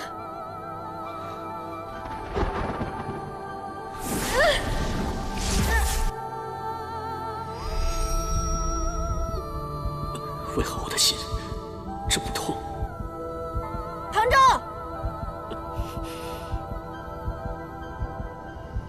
唐舟，颜淡。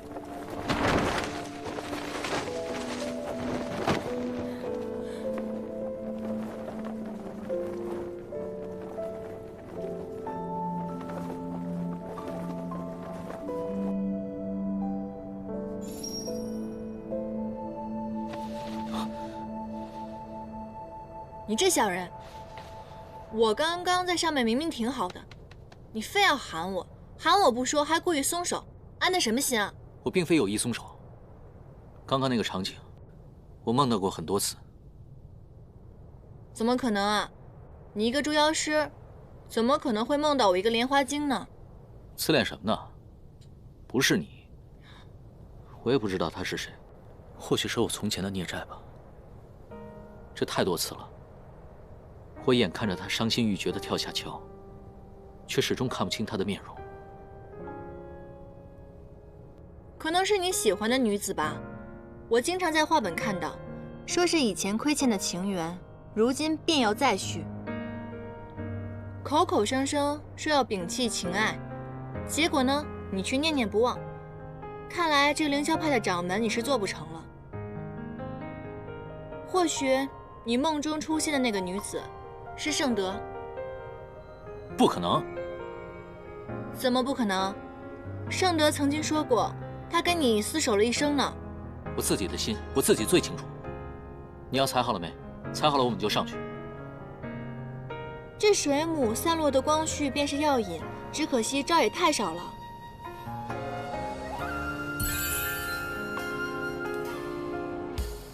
抓紧了。都怪时光风逝，红尘沙砾吹向你，心字涌入潮汐，频频问起，情之所寄，只怕眼角泪滴，一次融掉你背影。我的知情，幼稚，我的全部都偏向你。守着春秋来去，一往而深，向你迁徙。美在沉香人静，尘埃落地，仍有期许。听闻良辰佳句，两人美景总相依。风凉半醒，冰声一地，不放肆与大梦不息。就往复与周折。这下收集够了吧？够了。你这般费力，为的就是给于墨做糕点啊？你未免太小看我了吧？我改良了月见糕的方子，食之不仅可以巩固修为，功力能够有所增进。若是大战的话，赠与南海的士兵也好有助益。想的倒还挺周到。干嘛？圣德不是给你做了很多吗？难道你眼馋了？我能看出来，圣德其实很喜欢你，他时常跟我聊你的喜好，担忧你的病症，而且他在糕点中加入了自己的灵力，使药效加倍。若知他有此执念，我早该与他说清楚。有人如此在意你，难道你不会感动和开心吗？若是有喜欢之人，他无论做任何事情，我都会心生感动；若不是钟情之人，无论他付出再多，那便只会是负担。你这么言之凿凿的，难不成你动心过？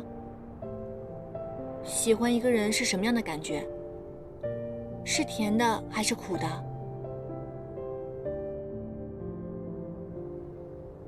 你管我！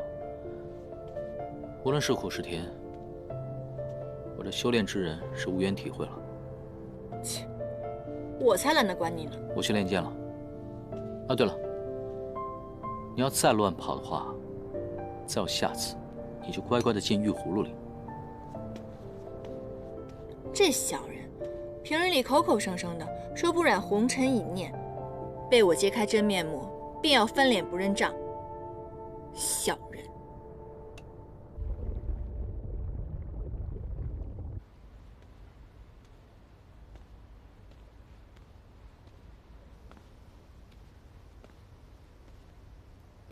南海的实力仅次于东海，敖轩能够如此蛮横，若无作为，日后唇亡齿寒，我这个西海龙王的位置，怕也是不好做了。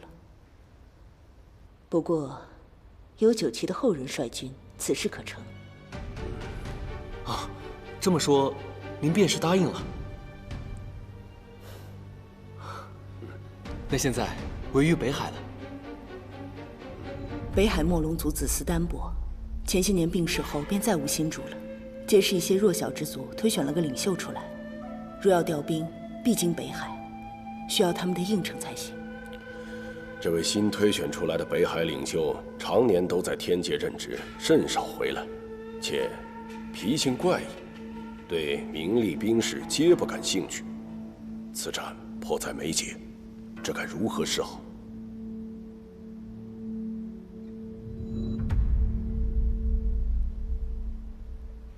如果没有猜错的话，这北海之主，应该是蒙着黑布的这一位吧？是，但并非我因他不是龙族而心生怠慢，实在是此人言行怪僻，连入画时都不收敛一二，摆出来，怕有失庄重，让人笑话。无妨，那可否揭开一看呢？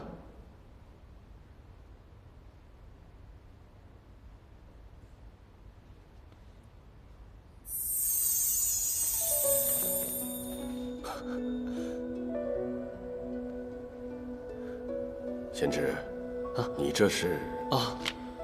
不知您可否借我笔墨纸砚一用？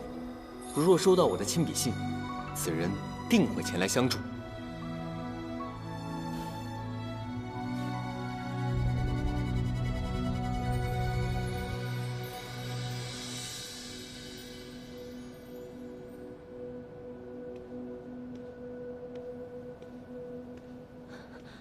公主还是不肯喝。公主不肯喝，就是你没用。无用之人还留着做什么？够了！他虽是奴仆，也是你东海的子民，你便这么残暴御下吗？是又如何？是你被迷了心智，眼里心里都只有那个于墨。我就算为你做再多，在你心里也不过就是糟粕。敖轩，我之前确实是真心实意想要嫁与你，但是你始终不愿意相信。你口口声声说的心意，便是斩断我父王一条手臂，残害我南海子民。你这样的心意，我宁可不要。昭兰，我会对你好的。我自小就把最好的、最爱惜的、最温柔的一切都给了你。只要你父王听我的话，我就会给他尊荣，给南海尊荣的。但若我父王不肯杀了雨墨哥哥呢？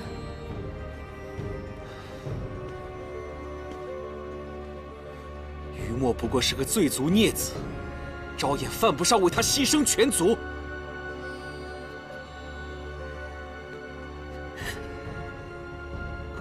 我如若早知道你的本性如此偏执残忍，我宁愿永不化出人身，也好过现在为了一纸婚约，连累于墨哥哥，甚至整个南海的安危。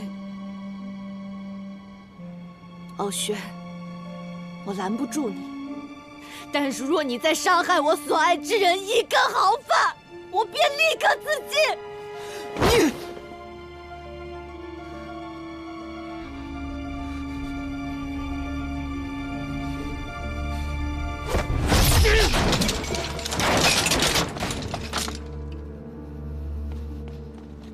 殿下，殿下，活腻了吗？殿下，南海有人前来拜访。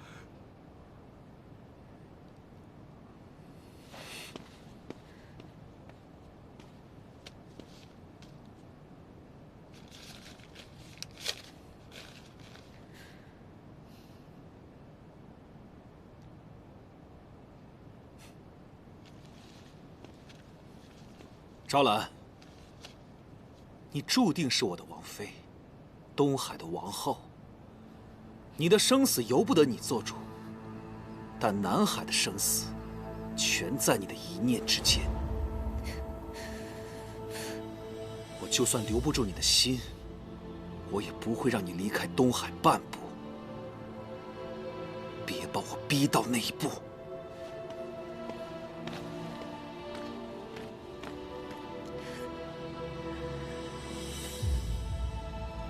雨墨哥哥，你快逃回野兰山吧。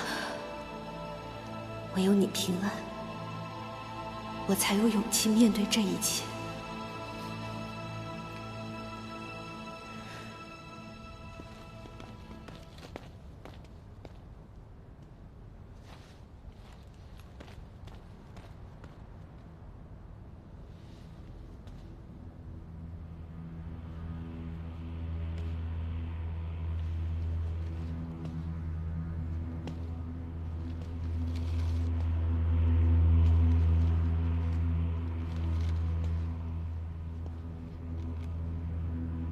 殿下此番神情，应该是证实了我所言非虚。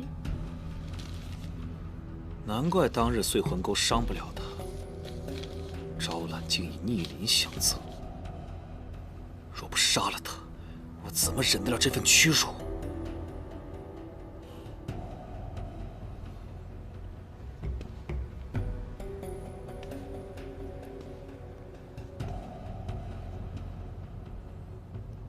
你不是他们的同伴吗？为何过来跟我说这些？你有何所求，不妨直说。我的所求，殿下帮不了我，但我与殿下有相同的目的，就是要于墨死。殿下可知？昭妍已经带着于墨去了西海，要联合三海之力，发兵东海。他这是妄想！四海早就易主了。若是起义失败，这自然是妄想。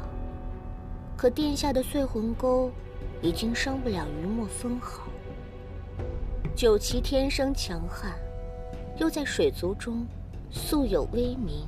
我知道。但你能冒险来到东海，必是有法子助我取胜。你说吧，要什么赏赐，本王都可以给你。殿下必赢的转机，与我想得到的赏赐，皆在于一人。那人，也是于墨唯一的弱点，就是那日于墨护在身后的女子颜淡。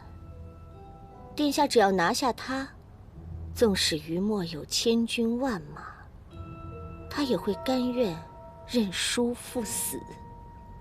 原来于墨心系此女，不过，你为何要用她作为赏赐？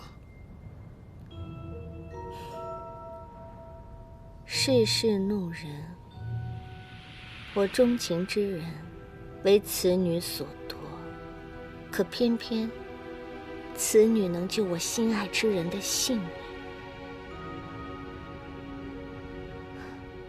殿下只要答应我，攻城后将颜淡的尸身送我，于墨起义调兵的种种谋划，我皆会搜寻奉上。好，本王答应你。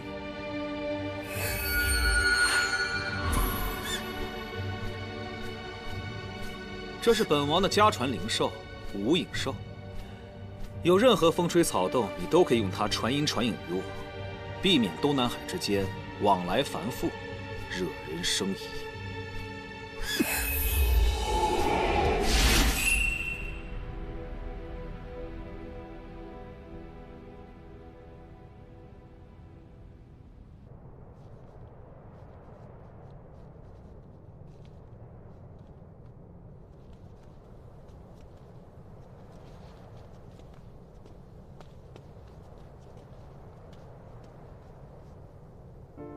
800年，颜淡渡忘川渡了800年，而我却在3界的千重万缚中寻了他800年，却始终没有想到，他被困在了忘川水中。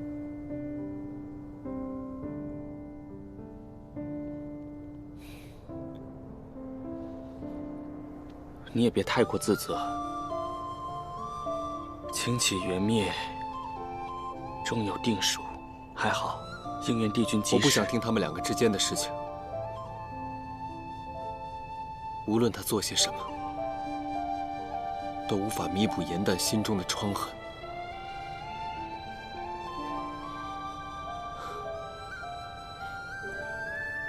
陆明，既然严旦在忘川水中走过，便代表他不想记起前尘往事。过会儿你见到他的时候，切莫提起。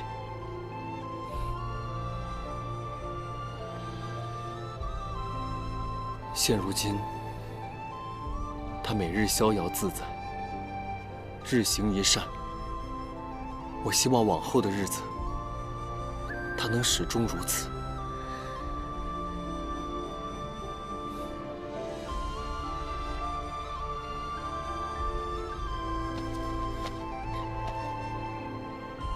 怪不得将臣说人性复杂，情爱难懂。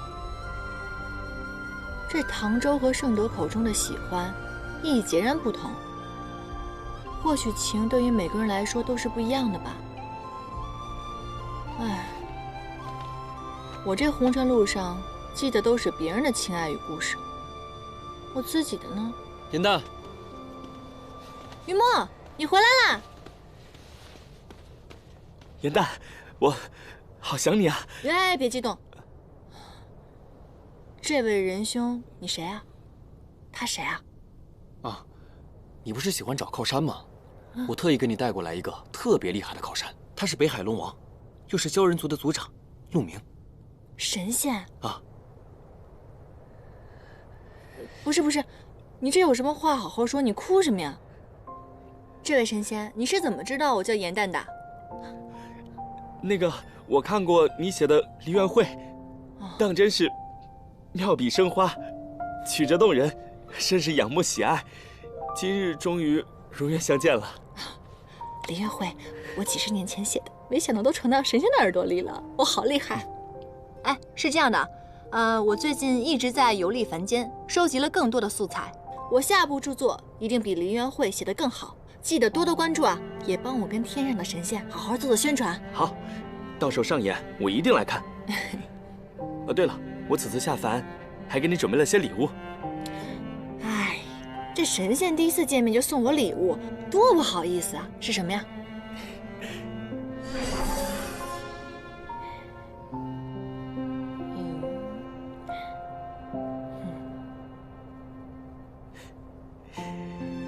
哇，真没想到啊！你们神仙的西瓜这么好吃。你这个朋友我交定了，哎，你以后来阎兰山找我们玩的时候，能不能帮我们多带几颗瓜？没问题啊，我陆明平生最不缺的就是瓜了。这西瓜种子全都给你了，保你以后一年四季天天都有瓜吃。我平日里当差忙得很，要是得了空，我一定也去宜兰山小住。到时候你可得日日来陪我聊天解闷哈。没问题。哎，云墨，我们在山里辟一块地种这个吧。只要你喜欢，把整个宜兰山都拆了当瓜田，又如何？哼。简单，再吃一块。谢谢啊。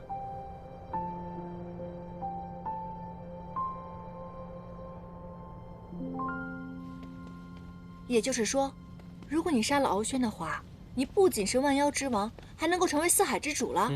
哈，我就说嘛，我八字一定带旺，我找靠山就算找了个麻雀，这麻雀都能变成凤凰。谁说不是呢？说不定若是没有你的话，我还是一条小黑鱼呢，怎么可能成为九旗呢？哎，说真的，你到底希不希望我成为四海之主啊？你知道吗？找靠山最重要的不是找一个厉害的靠山，那请教一下，该找什么样的靠山啊？当然是找一个快乐的靠山啊。哦，如果你当上四海之主，你并不快乐，那我自然也没有好果子吃了。你快乐我就快乐，你不快乐我这辈子就不快乐。你放心吧，我定会让你快乐。哎，你有没有看那些新闻里写的厉害的人物啊？都要苦其心志，劳其筋骨，要挨饿受气，还要心怀天下。我这么一想，如果换作是我心里想装着一件事都难受，更别说塞进全天下了。我总不能为了我的面子把你推到火坑里吧？是，我是做不到心怀天下。我的心里一直装着一个人，这天下对我来说根本就……主帅，主帅，我们去操练了。接着说，你刚才说什么？你心里装着一个人，什么人？我是说，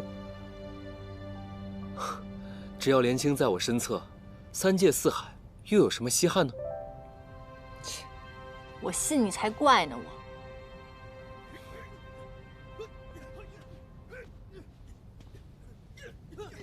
明日便要出战了，为什么不去休息？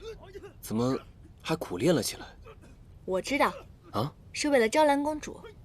我刚刚给这些士兵送糕点的时候就已经听到了。这位招兰公主虽然是名女子，但颇有君主的风范。而这个敖轩上任之后呢，穷兵黩武，增加了四海的赋税，如果交不上者，皆杀之。可这个招兰收编了这些交不上赋税的壮丁，每个月呢按时给他们贴补，这样既不得罪敖轩，还能够维持他们的生计。哎，说招兰公主是他们的再生父母，也不为过了。是啊，希望招兰公主能够安然归来，才能配得上这些壮士们的忠心啊。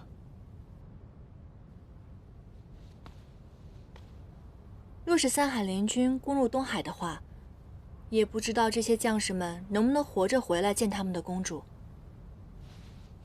不过我倒是有一个可以减少伤亡的法子，想不想听？想。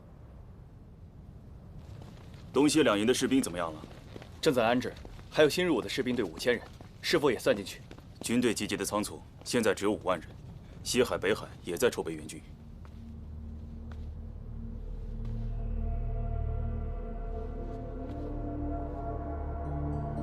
不行，风险太大了，事关生死，不可胡闹。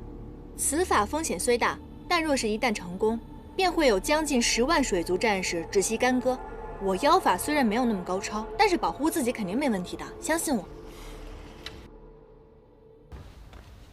盛德，你刚刚去干嘛了？晚上的时候都没有见到你。这龙宫太大，散步一时迷了路。对了，军队彻夜操练，明日便要开战了，你们可有对策了吗？你有没有听过一个折子戏，叫做《荆轲刺秦》啊？严旦，事关军机，切莫胡闹。哎，我没胡闹啊，这是古往今来的第一妙计啊！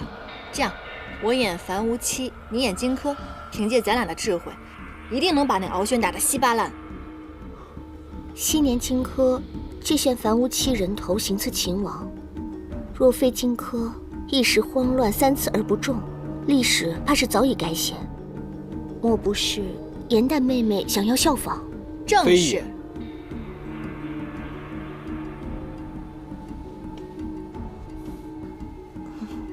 敖轩要招演献上于公子的人头以表诚意。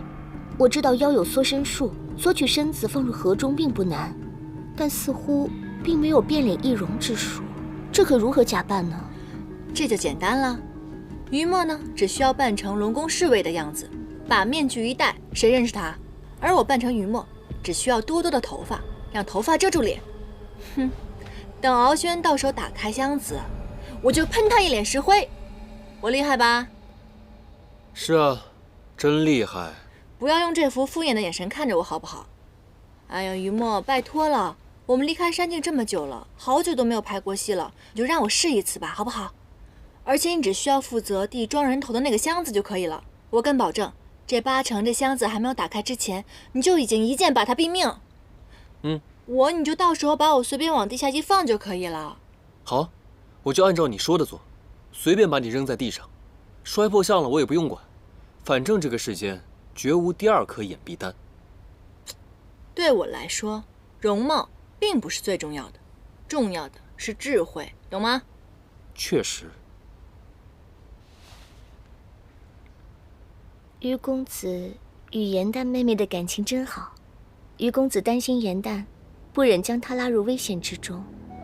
我亦是感同身受，只可惜，那人不会如颜淡妹妹这般领情。情情爱爱的我就不太懂了，我就觉得眼下最重要的还是救人。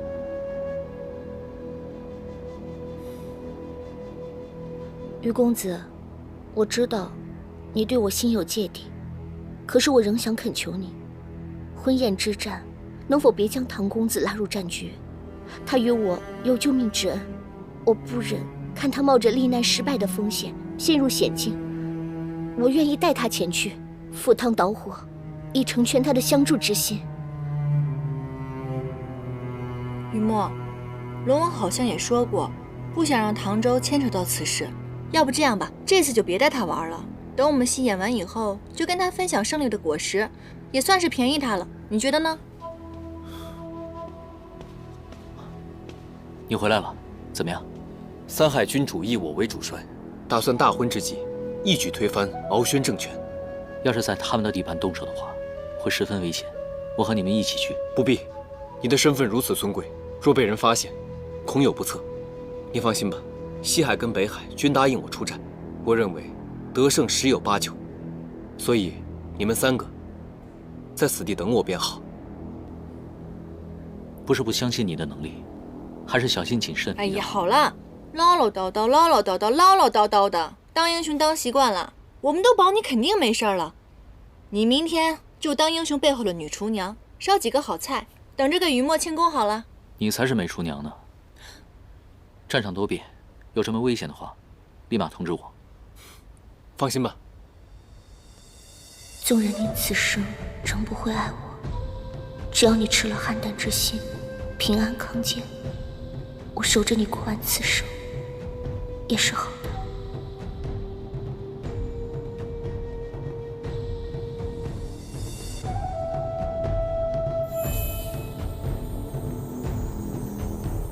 起义军约8万人，沿北海攻入。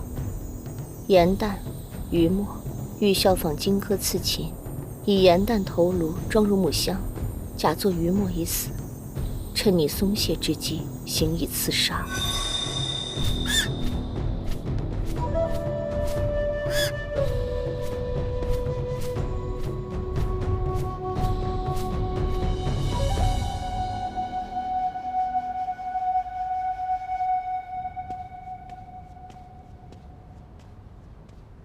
于墨，尚德，你们快进来帮我一下！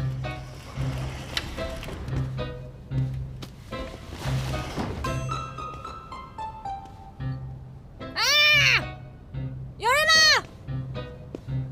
进来帮我呀！啊！别叫了！这次又想搞什么新名堂了？到底想干嘛？怎么是你啊？快走，快走，快走！说实话。我在这儿，就是觉得箱子凉快，我想在这里面乘凉，不行吗？行，我这玉葫芦也挺凉快的，你进来再盛呗。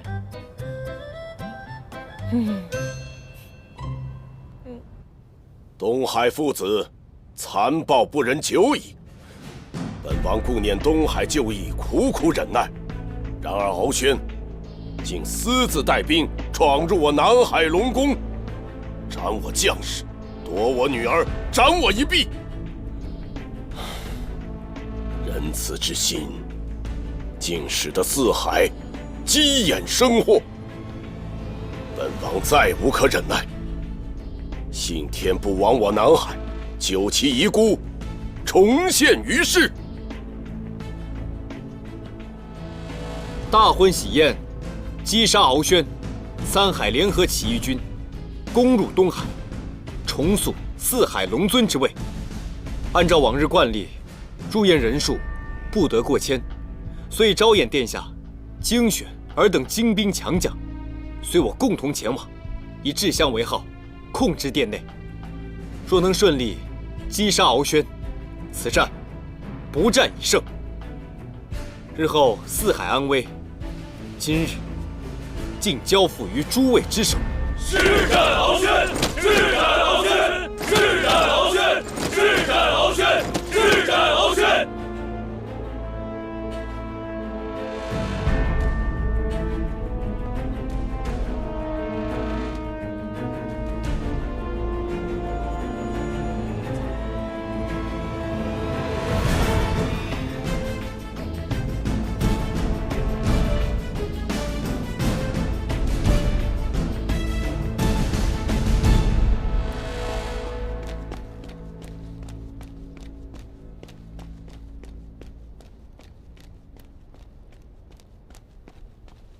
禀告殿下，南海送亲队已到。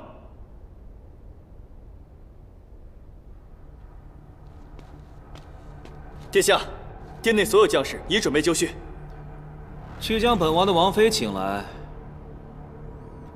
婚宴少了点趣味，赶在行礼前看出好戏。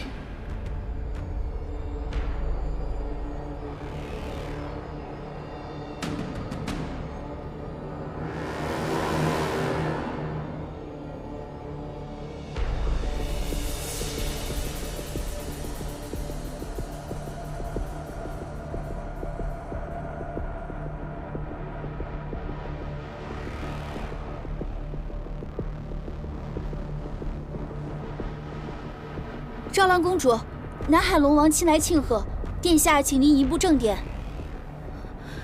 难道父王真的杀了云墨哥哥？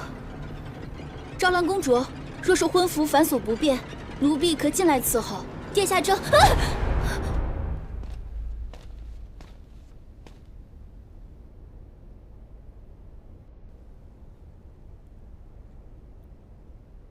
贼子于墨，人头在此。请殿下过目，望殿下怒火烧减，与小女永结同心，恩爱不移。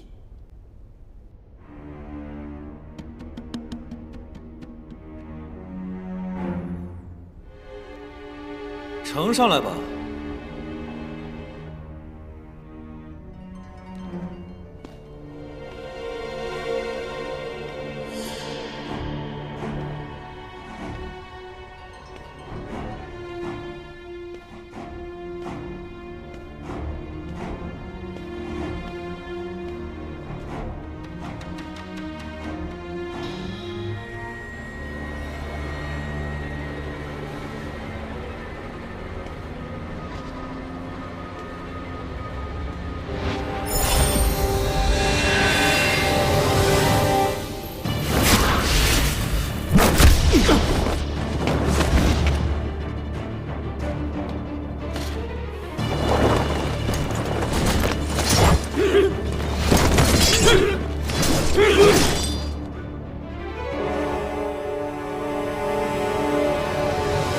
于墨，放下武器，束手就擒，否则我就立刻毁了此香。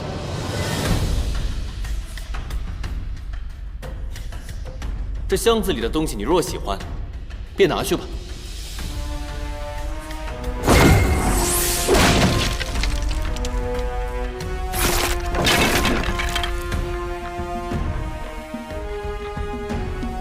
把人带上来！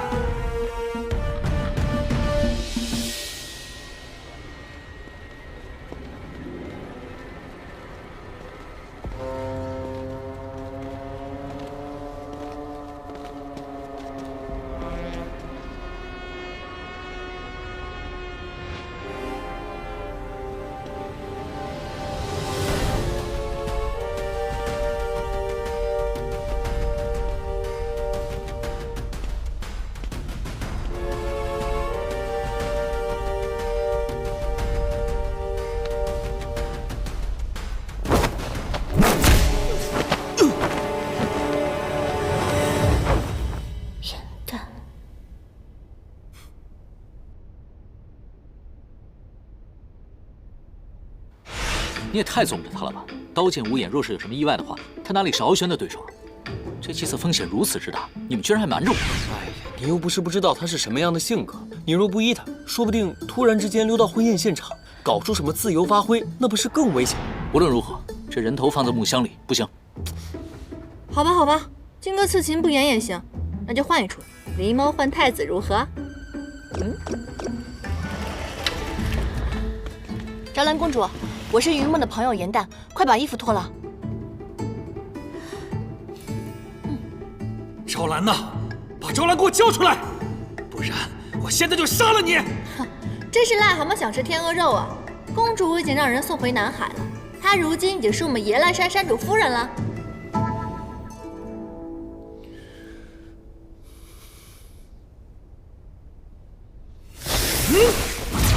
颜淡小心！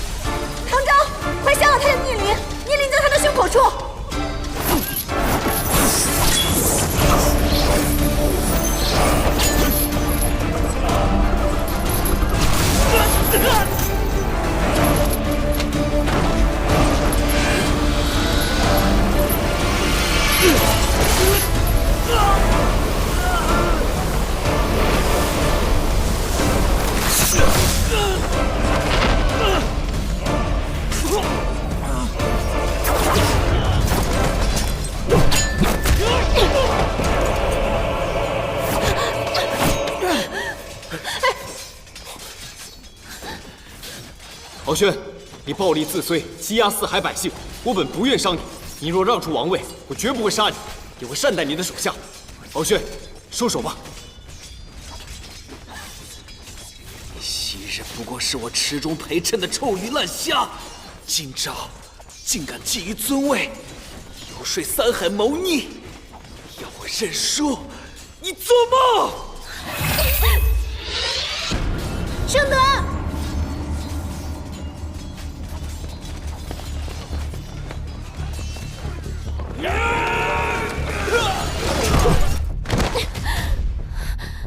是他们临时改变了计划，我并不知情。余墨竟有青离帝君应渊帮忙，你为何从未提及？我只是一个普通术士，什么帝君，我不知道。你当我是傻子不成？那日你一走，我就派人调查了你的底细。你是妙法阁前任掌事银灯。你最好祈祷自己对他们而言足够重要，我便以你为人质换回昭兰，否则我便让你见识到愚弄本王是什么代价。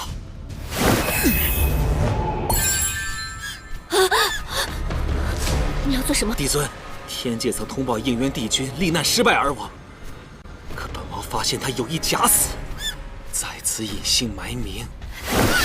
你休想！天界不能有情，您犯了情戒而被贬下凡，如今到了凡间还如此多情，好，本王就成全你。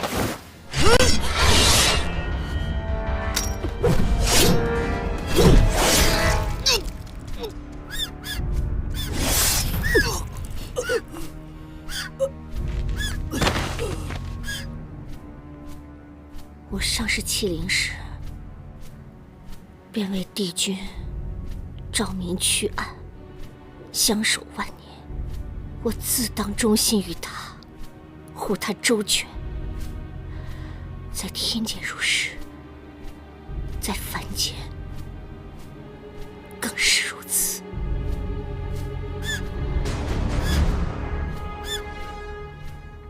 帝君罹难生变，定是天界有人故意强害。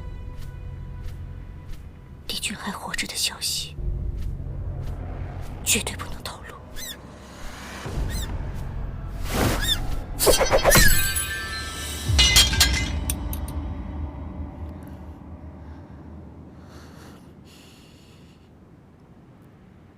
圣德，圣德，你还好吗？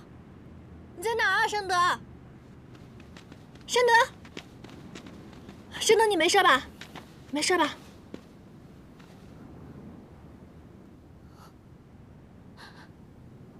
傲轩，他想用我换回昭兰，我百般不肯，他便要杀我。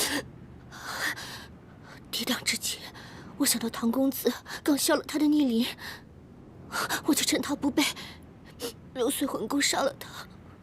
没事没事，他死有余辜，别自责了。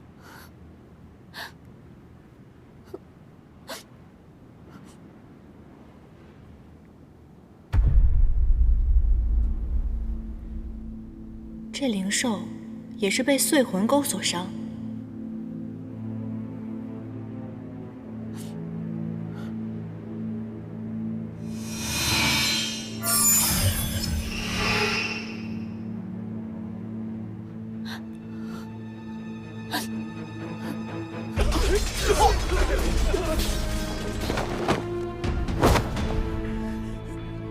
敖轩已死，你们莫要再做无谓的抵抗了。敖轩残暴欲下，四海怨声载道。既然他并非明君，你们何苦还为他卖命？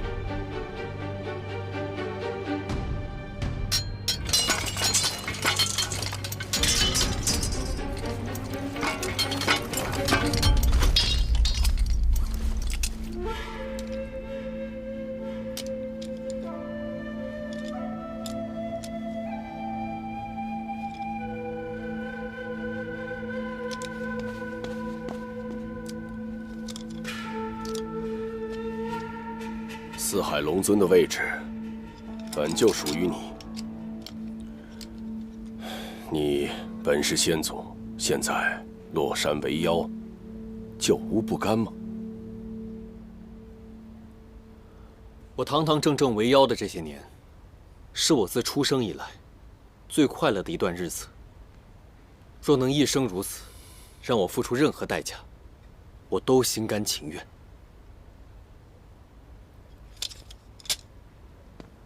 昭彦殿下，我之所以会答应你领军出征，一是因为你女儿的救命之恩，二是因为为人子应尽的孝道。现如今，我爹娘的冤屈已经路人皆知了，我便已心满意足。至于我的存在，只要在我在意的人心里，便已足够了。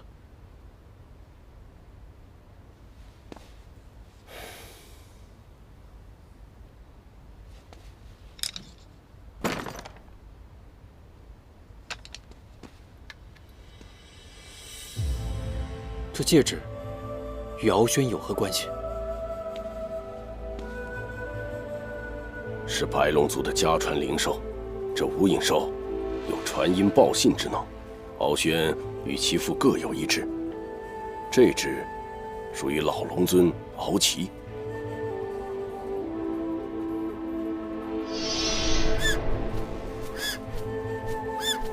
只需将九岐一族逼入山谷，修罗族自会将其歼灭。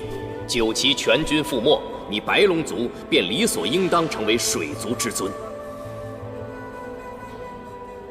东海执掌四海以来的所有阴谋、暴政，以及这次事变的经过，我都会一一上呈帝尊。有了这无影兽，铁证如山，九岐灭族真相便可水落石出。仙神两界已尽在我们掌控之中，那日到来之前，务必护卫好北冥仙君、冀都星君、火德元帅，尤其是四大帝君的平安，不可使之丧命于魔族人之手。这几人之死与我们大有助益，事关万年来筹谋的大计，不可有失。这段对话为同一人所说，殿下可知此人是何人？以此人的口吻，应该是天界之人。这无影兽，就是敖齐也常常放飞天界。看来，前任龙尊背后有人指点布局。自创世之战直至仙魔之战，都在那人计划之中。难道三帝君与北冥仙君、祭都星君之死，是此人所为？师父他不是战死，而是被害死的。他和我爹娘一样，就这般不明不白的死了。雨墨仙池，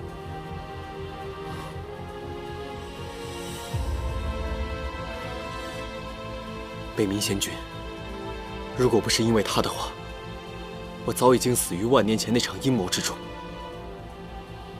此仇不报，我又怎配活着？只是现在尚不知真凶到底是谁，若将九旗灭族真相上报，恐怕会打草惊蛇，势必会牵连到你们。所以此物绝不可交。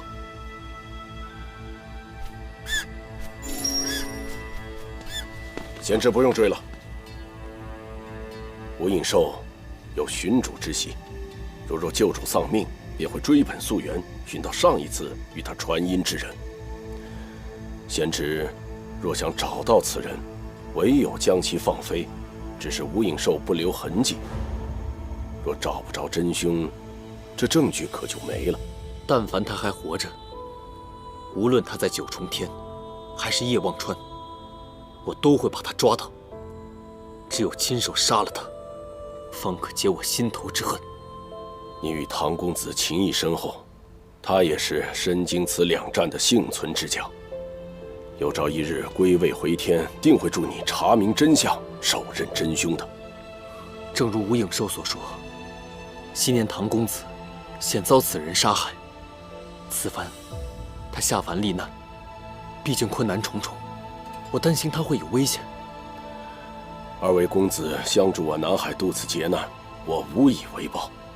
南海有件宝物，可以为唐公子分忧一二。啊！这圣德大战之前行踪诡秘，而后那无影兽戒指也十分的可疑。他如果心机深大，与敖轩串通，那么王宫里的偶遇搭救，恐怕就是他有意设计的。不仅如此，裴洛因为贪念与将臣的感情变淡，也不至于痛下杀手啊。而且裴洛他是一个凡人，可以练成如此超群的功力，我觉得会不会跟圣德有关？那你还给他熬汤煎药？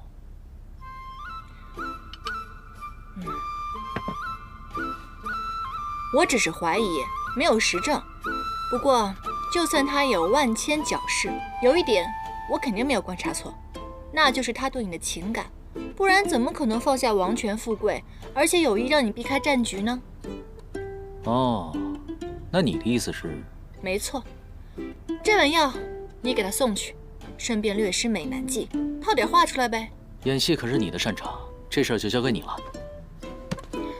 哎，不是，演戏有什么不会的？送体贴，送温暖嘛。顺便还可以验证一下，她是不是你梦中的那个女子啊？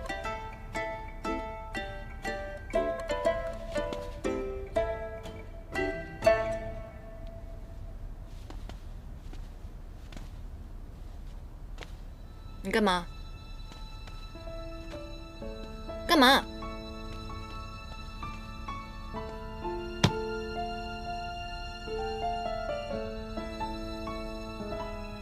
是这么验证吗？那不如你教教我演戏啊。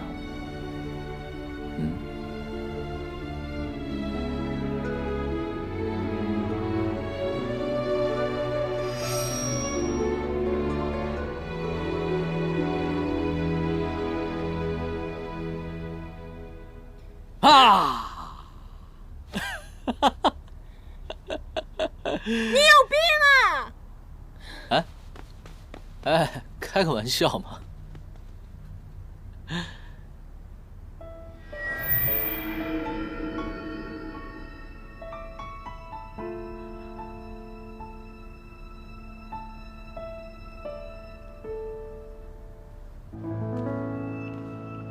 于墨拿到了那戒指，必然对我疑心更深。没有了敖轩，那我就自己动手。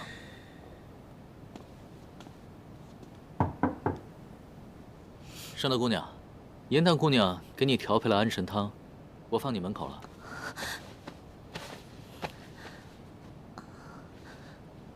唐公子，我身子甚是不适，不知是否中撞了经脉，能否麻烦你进来帮我瞧一瞧？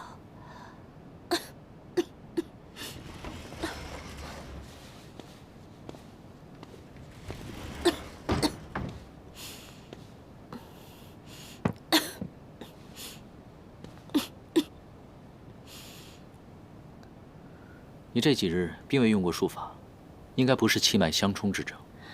唐公子，我气虚无力，能否麻烦你坐到床边，给我把脉瞧瞧？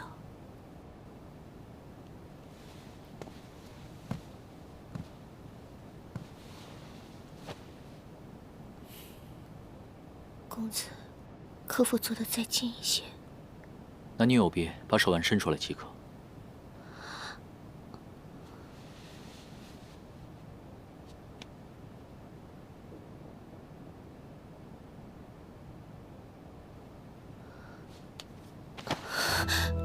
公子，圣德姑娘，请自重。这要是被旁人看见的话，会坏了你的清誉。赶紧放手。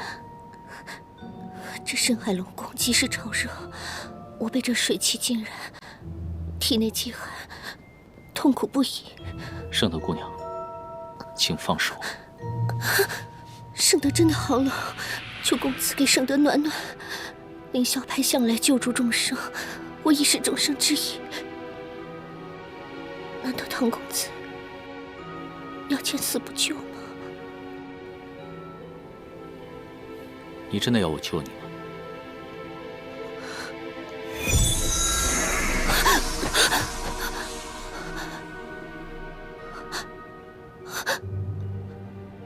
这是什么？你不是要我救你吗？这便是救你之法。我说了对你无益，你非要痴缠不休，甚至自轻自贱。这是忘痴咒，这7日你脸上会长出很多黑斑，愿你对镜悔过，莫再纠缠。公子，我心悦你，满心都是愿你安好，难道这也有错吗？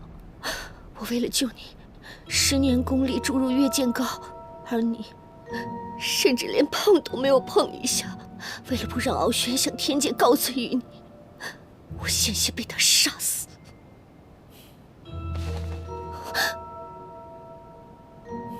你说关心我，却将于墨严旦置于险境，这就是错。敖轩之死有诸多的疑点，你想借此事来伤害他们2人，这便是错上加错。我希望你没有那么做，要不然一开始救你，便也是错。我若是错果，那你便是错因。你知道我埋首肮脏不堪，可这一切都是为了你。你仙衣破损，若不尽快找回其他神器，1年之内必然仙力爆体，魂飞魄散。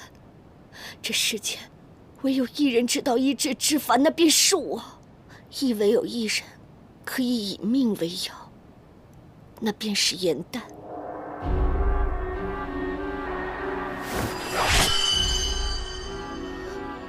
你对他做了什么？我尚未伤他分毫，你便以剑相向。你若伤了他，这把剑必定会洞穿你的心脏。你看得比生命更贵重的苍生、三界，也可以全部舍弃吗？天界苦修数万年，度众生于水火，如今你为了一个莲花经便统统置之脑后。我告诉你，三界因你而生，今日你若不杀了颜丹，来日魂飞魄散，三界亦会因你受难。你休要在我面前胡说，我也不是为了颜丹。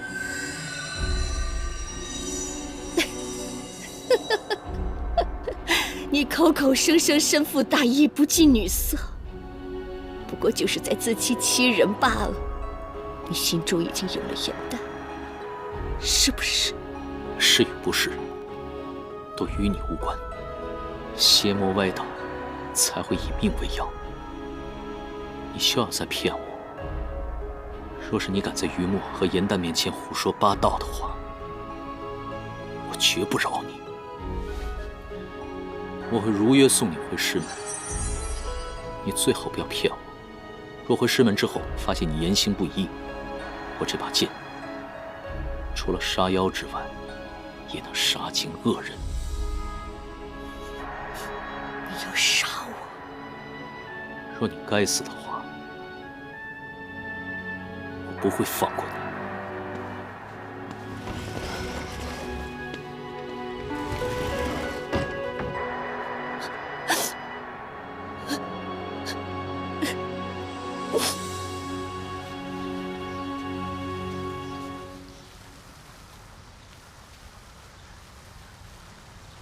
我都想好了，日后我若考取仙阶，升为上仙，我要做天医馆之首，再也不用仰人鼻息。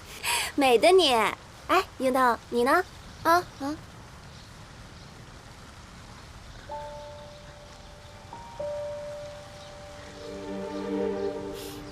我是帝尊亲自给帝君的仙侍，早晚有一日他会点化我的仙灵。到时候我会永远跟在他的身边，共享尊荣。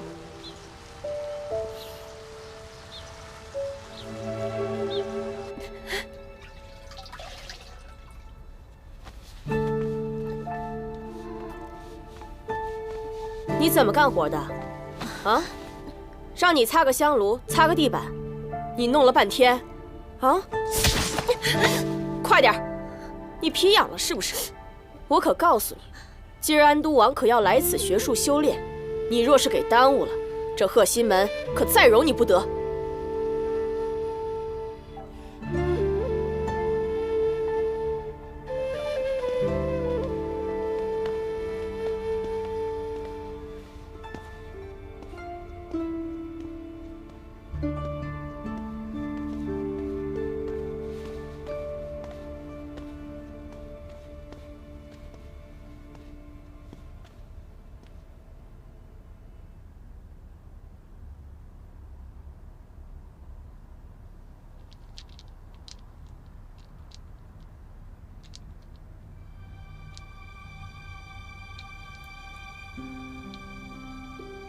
为你，我蒙受奇耻大辱，苦苦忍耐，终成一人之下，万人之上。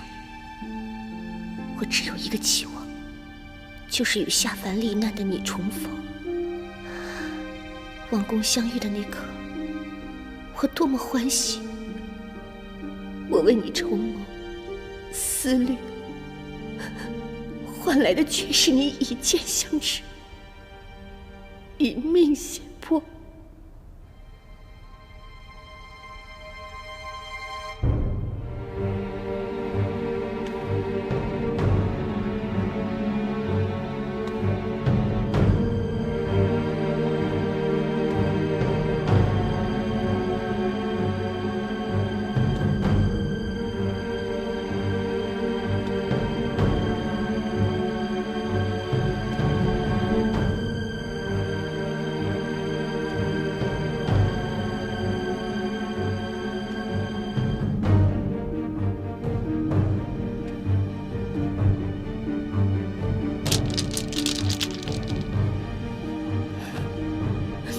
应渊帝君只是下凡历难，总有回宫之日，你却永远都回不来了，只能在凡界不断承受凡身肉胎之苦。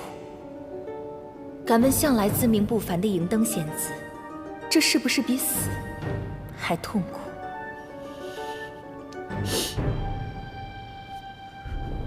这一次，我一定不会让你像在天界一般，为了个颜丹受尽苦痛。帝君，无论你领不领情，这一次我必须这么做。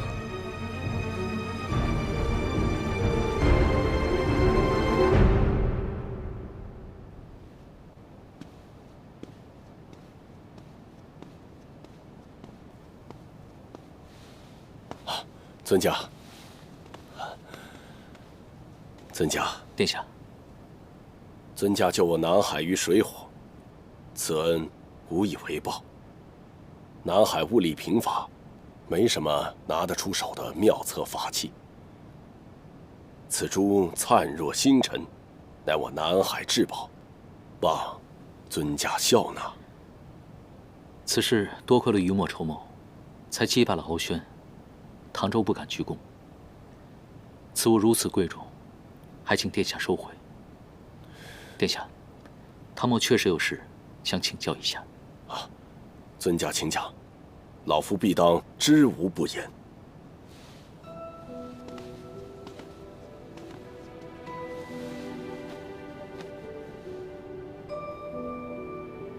殿下，想当年，在天界为仙之时，我可曾辜负过什么人？唉，尊驾乃慈心天下之人，且向来规行矩步，所行所为，只有恩慈帮扶，怎会负于人呢？若是无关苍生呢？从我记事起，梦中总会见到一个女子的背影。她伤心欲绝地跳下了桥，而每次当我醒来之时，我便心痛不止，满怀愧疚。或许这是从前的记忆。尊驾身份尊贵，老夫虽有幸得见，但毕竟相距甚远，所知不多。不过，尊驾若想知道那女子是谁，此珠可以帮到你。此珠名为幻意珠，有牵引思绪之功，若研磨服下，便可知前生过往。尊驾与我南海有大恩，老夫无以为报。想着尊驾若恢复记忆，便能早日收回神器，归位回天，此乃三界之幸。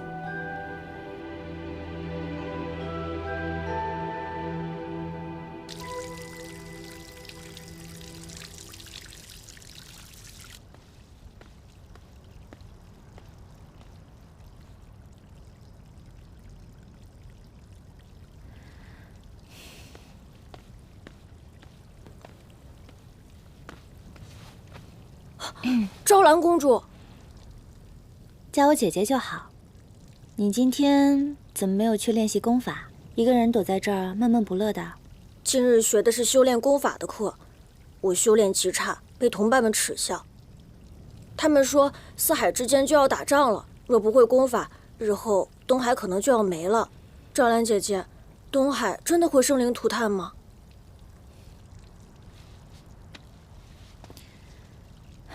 姐姐向你保证，三海不会攻打东海。从今往后，四海不会再有战事。你的爹娘不会像往日那般背负沉重的赋税，兄弟姐妹无需为奴为婢。东海会越来越好。我还听说姐姐会成为新的四海龙尊，是吗？你说的没错。于墨哥哥，你昭兰姐姐一定会成为一个仁慈、博爱的龙尊，我保证。